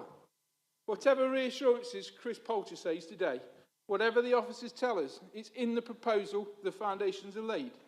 The council may sit on its cabinet, but their vote is advisory. There may be a scrutiny board, but just like this council scrutiny board, they would have more effect meeting at Wetherspoons. They may say it won't be added to council tax. It's lies, it's in the proposal. This council has no way of stopping that. Will it bring investment and power? No. 38 million. After the 10 million that the combined authority will surely cost to run each year, this will not even fund a third of a theatre. And that's divided by 4 councils, of which we are the smallest. Now, I know the government will add funds for whatever they want the mayor to do next, but it's even worse than where we are now. It won't simplify officers' work, as we are told, because instead of applying to the government, you'll be applying to the mayor, who will apply to the government on your behalf. It's more layers, more confusion, more complication. You say devolution, I say puppet dictator. You say more investment, all I see is huge tax increases on the poor of this city. Vote today against this madness. Save our city from this ridiculous scheme. Councillor Skelton. Thank you, Mr. Mayor. I think when we actually think carefully about the governance, particularly the governance that's been proposed, we see a model that is more suitable for more of a unified geographical area, and where people actually have the mindset of feeling that they belong to that area. That isn't the case here. People's sort of innate loyalties are to their particular town or city that they live in, and therefore we haven't got that cohesiveness. Having one person as at the head of this inevitably is going to create tensions, and of course that will depend on where that person comes from or lives. Particularly, as has already been mentioned, perhaps that person will come from Nottingham, and in that case, even if that person is very careful not to be biased in their decision making, the general view, particularly when it comes to sensitive issues, controversial issues, will be that that person will do what's good for their particular area. So I can see that there's actually going to be quite some issues and problems with this particular model of governance. I think that obviously members of the public who took part in the consultation also saw that, and I feel that it would have been far better to have more of a sort of a close-knit team approach to governance, where all the areas were represented. I think that would, going forward, be a far better sort of cultural mindset fit with the D2N2 area.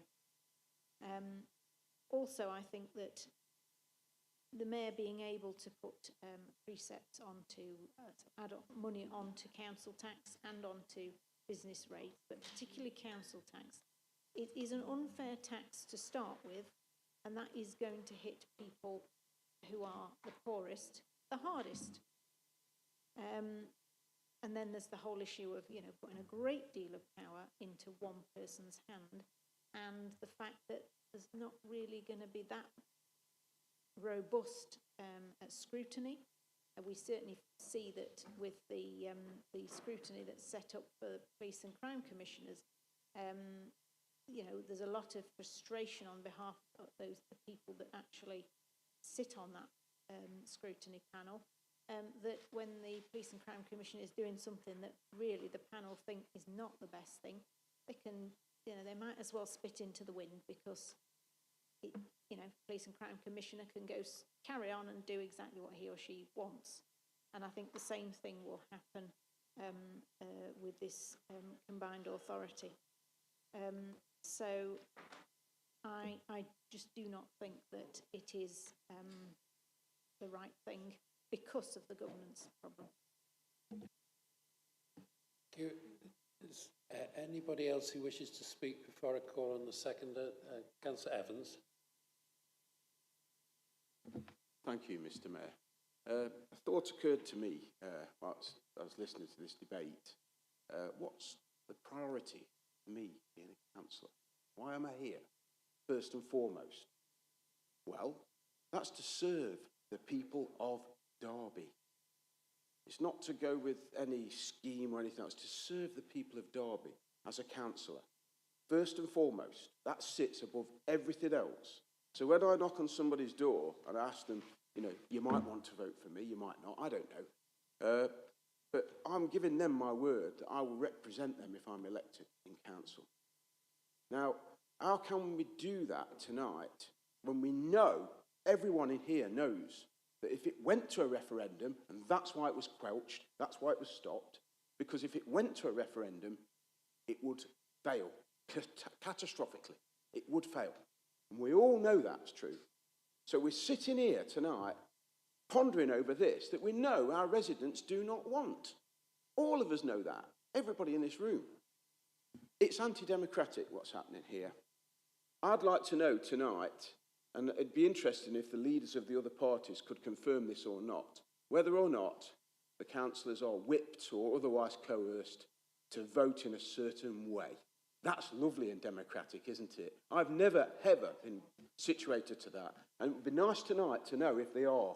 There might be people over this side of the chamber that do not agree with this, but limply, they've got to put the hand up. They've got to vote for it, because they know if they don't, they'll be castigated. That's democratic, isn't it? Really democratic. No, it's not. Leicester. Nobody spoke about Leicester. What happened there? Leicester doesn't seem to want to be involved in this. Leicester's in the East Midlands. It was, when I last looked, a major part of it. So, really, and civil servants. We think about civil servants in the background. That's what they are. They're civil servants to serve the civilians.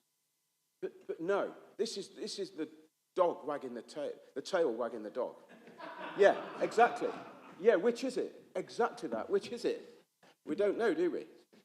So I will definitely be voting against this. And I'd advise every other councillor in this chamber who's got half a decorum for their residents and their wards and for their people to stand up for the people of Derby, not to stand up for this gravy train of an additional mayor. Thank you.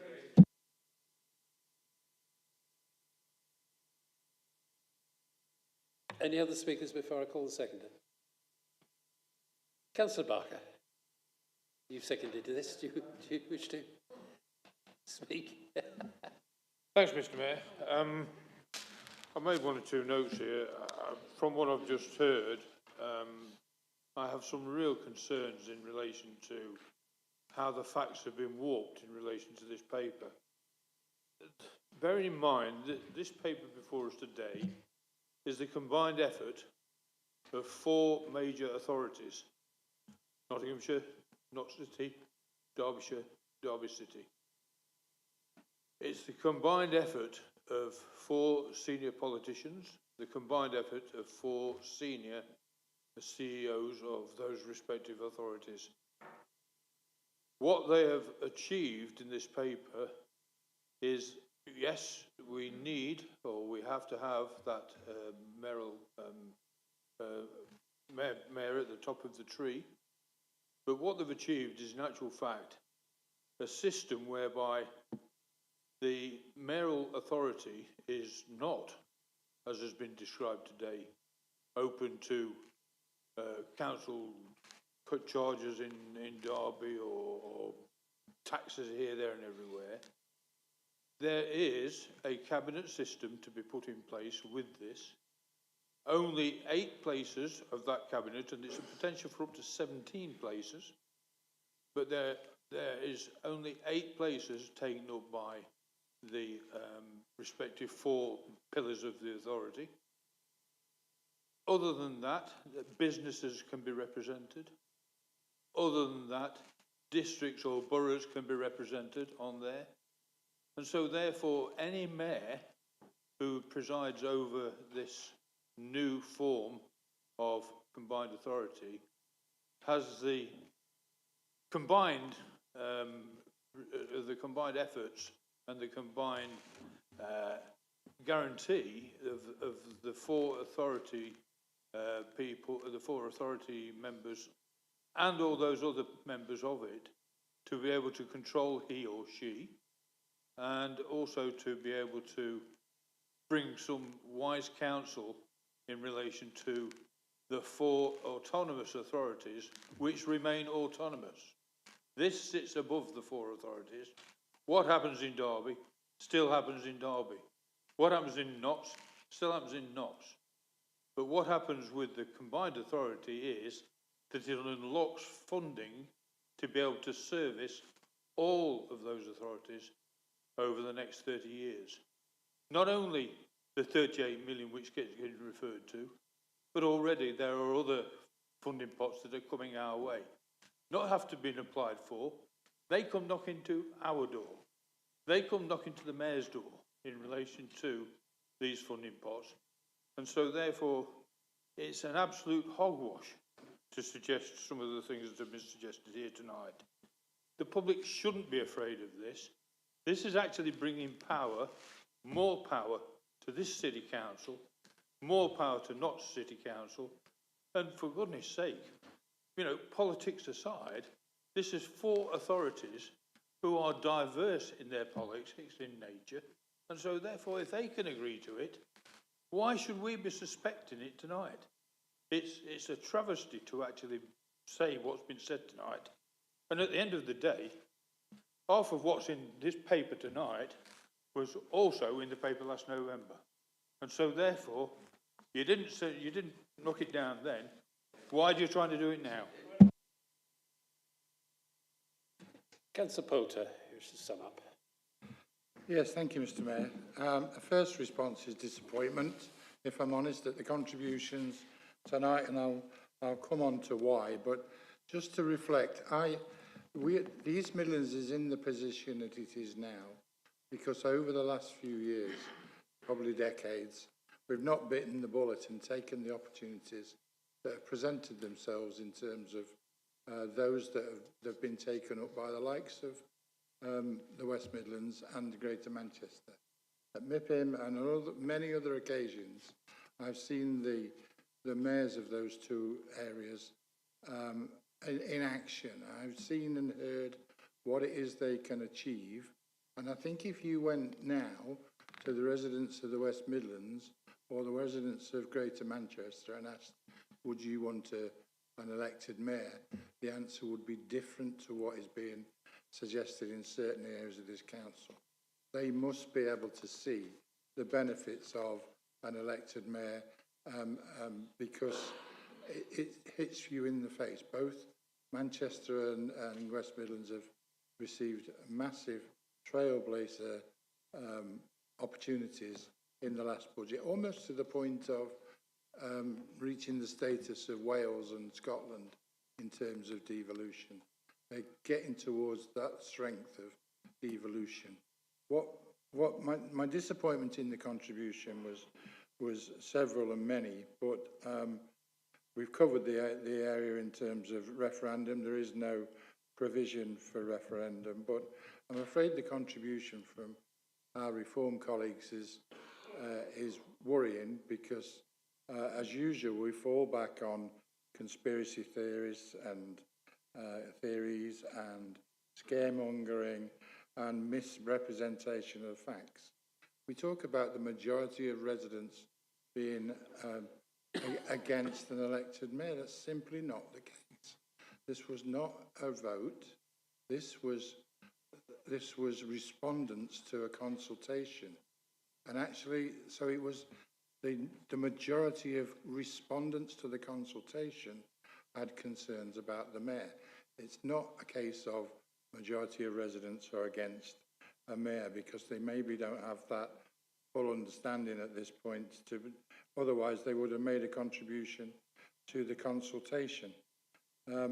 So many other things, that scaremongering things that were put out there in terms of massively increased council tax. Where's the evidence for that? There's no precedent for that in any of the combined authorities. They don't need to do that because they are in receipt of the extra funding that's necessary. You know, this scaremongering that the council, the mayor would be all powerful, all leader. He can't. His powers are restricted to the funding and the devolution that he gets in the course of a deal. There's no change to our powers as a local authority. He can't come changing planning laws without our consent, either in the city or the district or the unitaries. So all that is just nonsense and scaremongering and absolutely quite worrying. Councillor Ingall's contribution, I'm afraid it seems to me that there's a basic lack of understanding of the process here.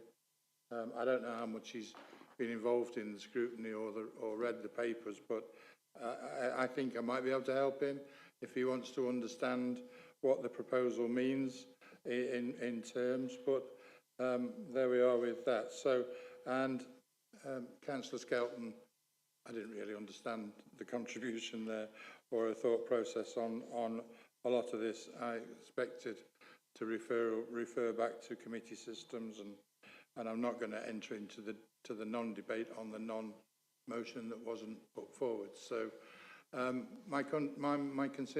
concerned at the quality of the contributions to tonight's debate. There will be another opportunity. There have been several. The doors are open for anybody to come through, whether it be with officers or with the administration, to find out more detail and understand it better. And I wish people would, because it's so significant for this council and this city, and the proposal, I believe, is the best possible solution at this point for the city. It's the starting point of a combined authority with the start of devolution of powers from central government. Just take a look at West Midlands and Greater Manchester and see the benefits they are reaping. They're established, they're longer in the making, but the evidence and the benefits are there for everybody to see. And if we are so closed-minded not to see the benefits at the end of the day, then there's a problem. I get it from a Labour point of view. Their national policy is for devolution. I get it that this isn't devolution on their terms, but at least they seem to understand that there's no point in trying to stop this at this point, because we haven't got the full picture, and people need to understand it better. Thank you, Mr. Mayor. Thank you. Can we move to the vote then? Mr. Mayor, can I ask for a recorded vote? Can 10 of you stand up? I think that comes to 10. All right.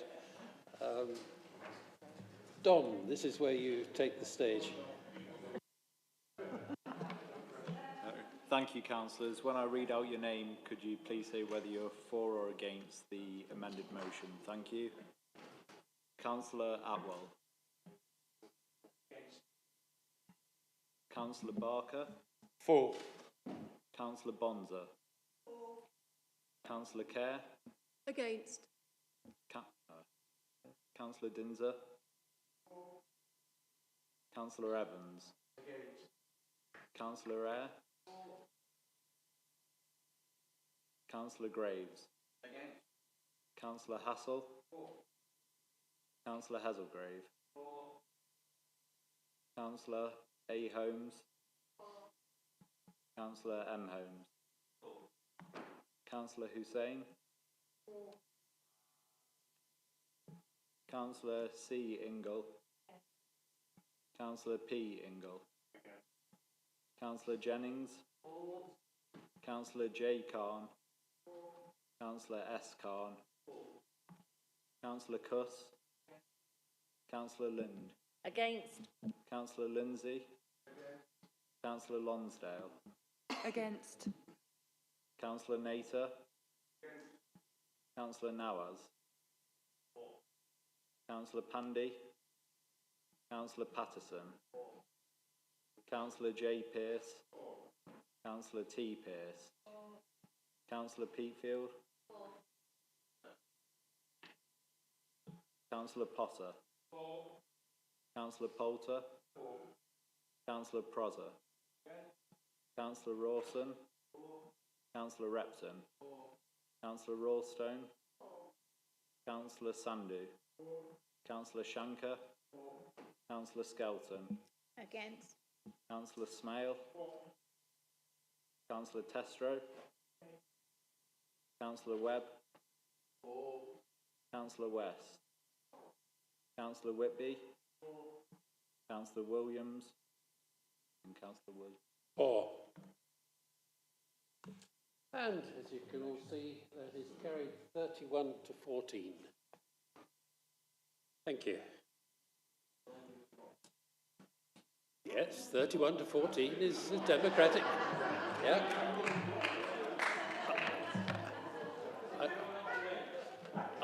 I've heard in this chamber this evening some interesting things, including we all know the result. We all know the result of a referendum before we even hold it. Yeah, so great. The final item of business relates to the appointment of the statutory role of the Chief Executive Officer. As councillors will be aware... Chief Finance. Chief, sorry. I'm getting demob happy. All right. Chief Finance Officer. As councillors will be aware, the Strategic Director of Corporate Resources and current Section 151 officer will cease to be employed by Derby City Council from early April. The report proposes the appointment of Mrs. Alison Parkin, Director of Financial Services and the Council's designated Chief Finance Officer. Councillor Smale, as the Cabinet Member with responsibility for finance, will you move? All right. I don't care who moves it, as long as somebody does. Mr Mayor, I move the motion as printed, please. Thank you. Is that seconded, Councillor Shanker? No? All right. Somebody seconding it, Councillor Smale. Those in favour, please show. Thank you. Anybody against? That is carried unanimously. Perhaps somebody can tell Alison who's left the room. That concludes the business of this evening. Thank you all. Wait a minute. Wait. Thank you all for your time and for the way you've conducted yourselves over the last municipal year. While there's been heated political debate and occasional disagreement, I've enjoyed every minute of it. Thank you. Good luck to all of you standing in the forthcoming elections, and goodbye to those who are retiring. I'll see some of you at the mayor-making ceremony on Wednesday, the 24th of May. Thank you and good night.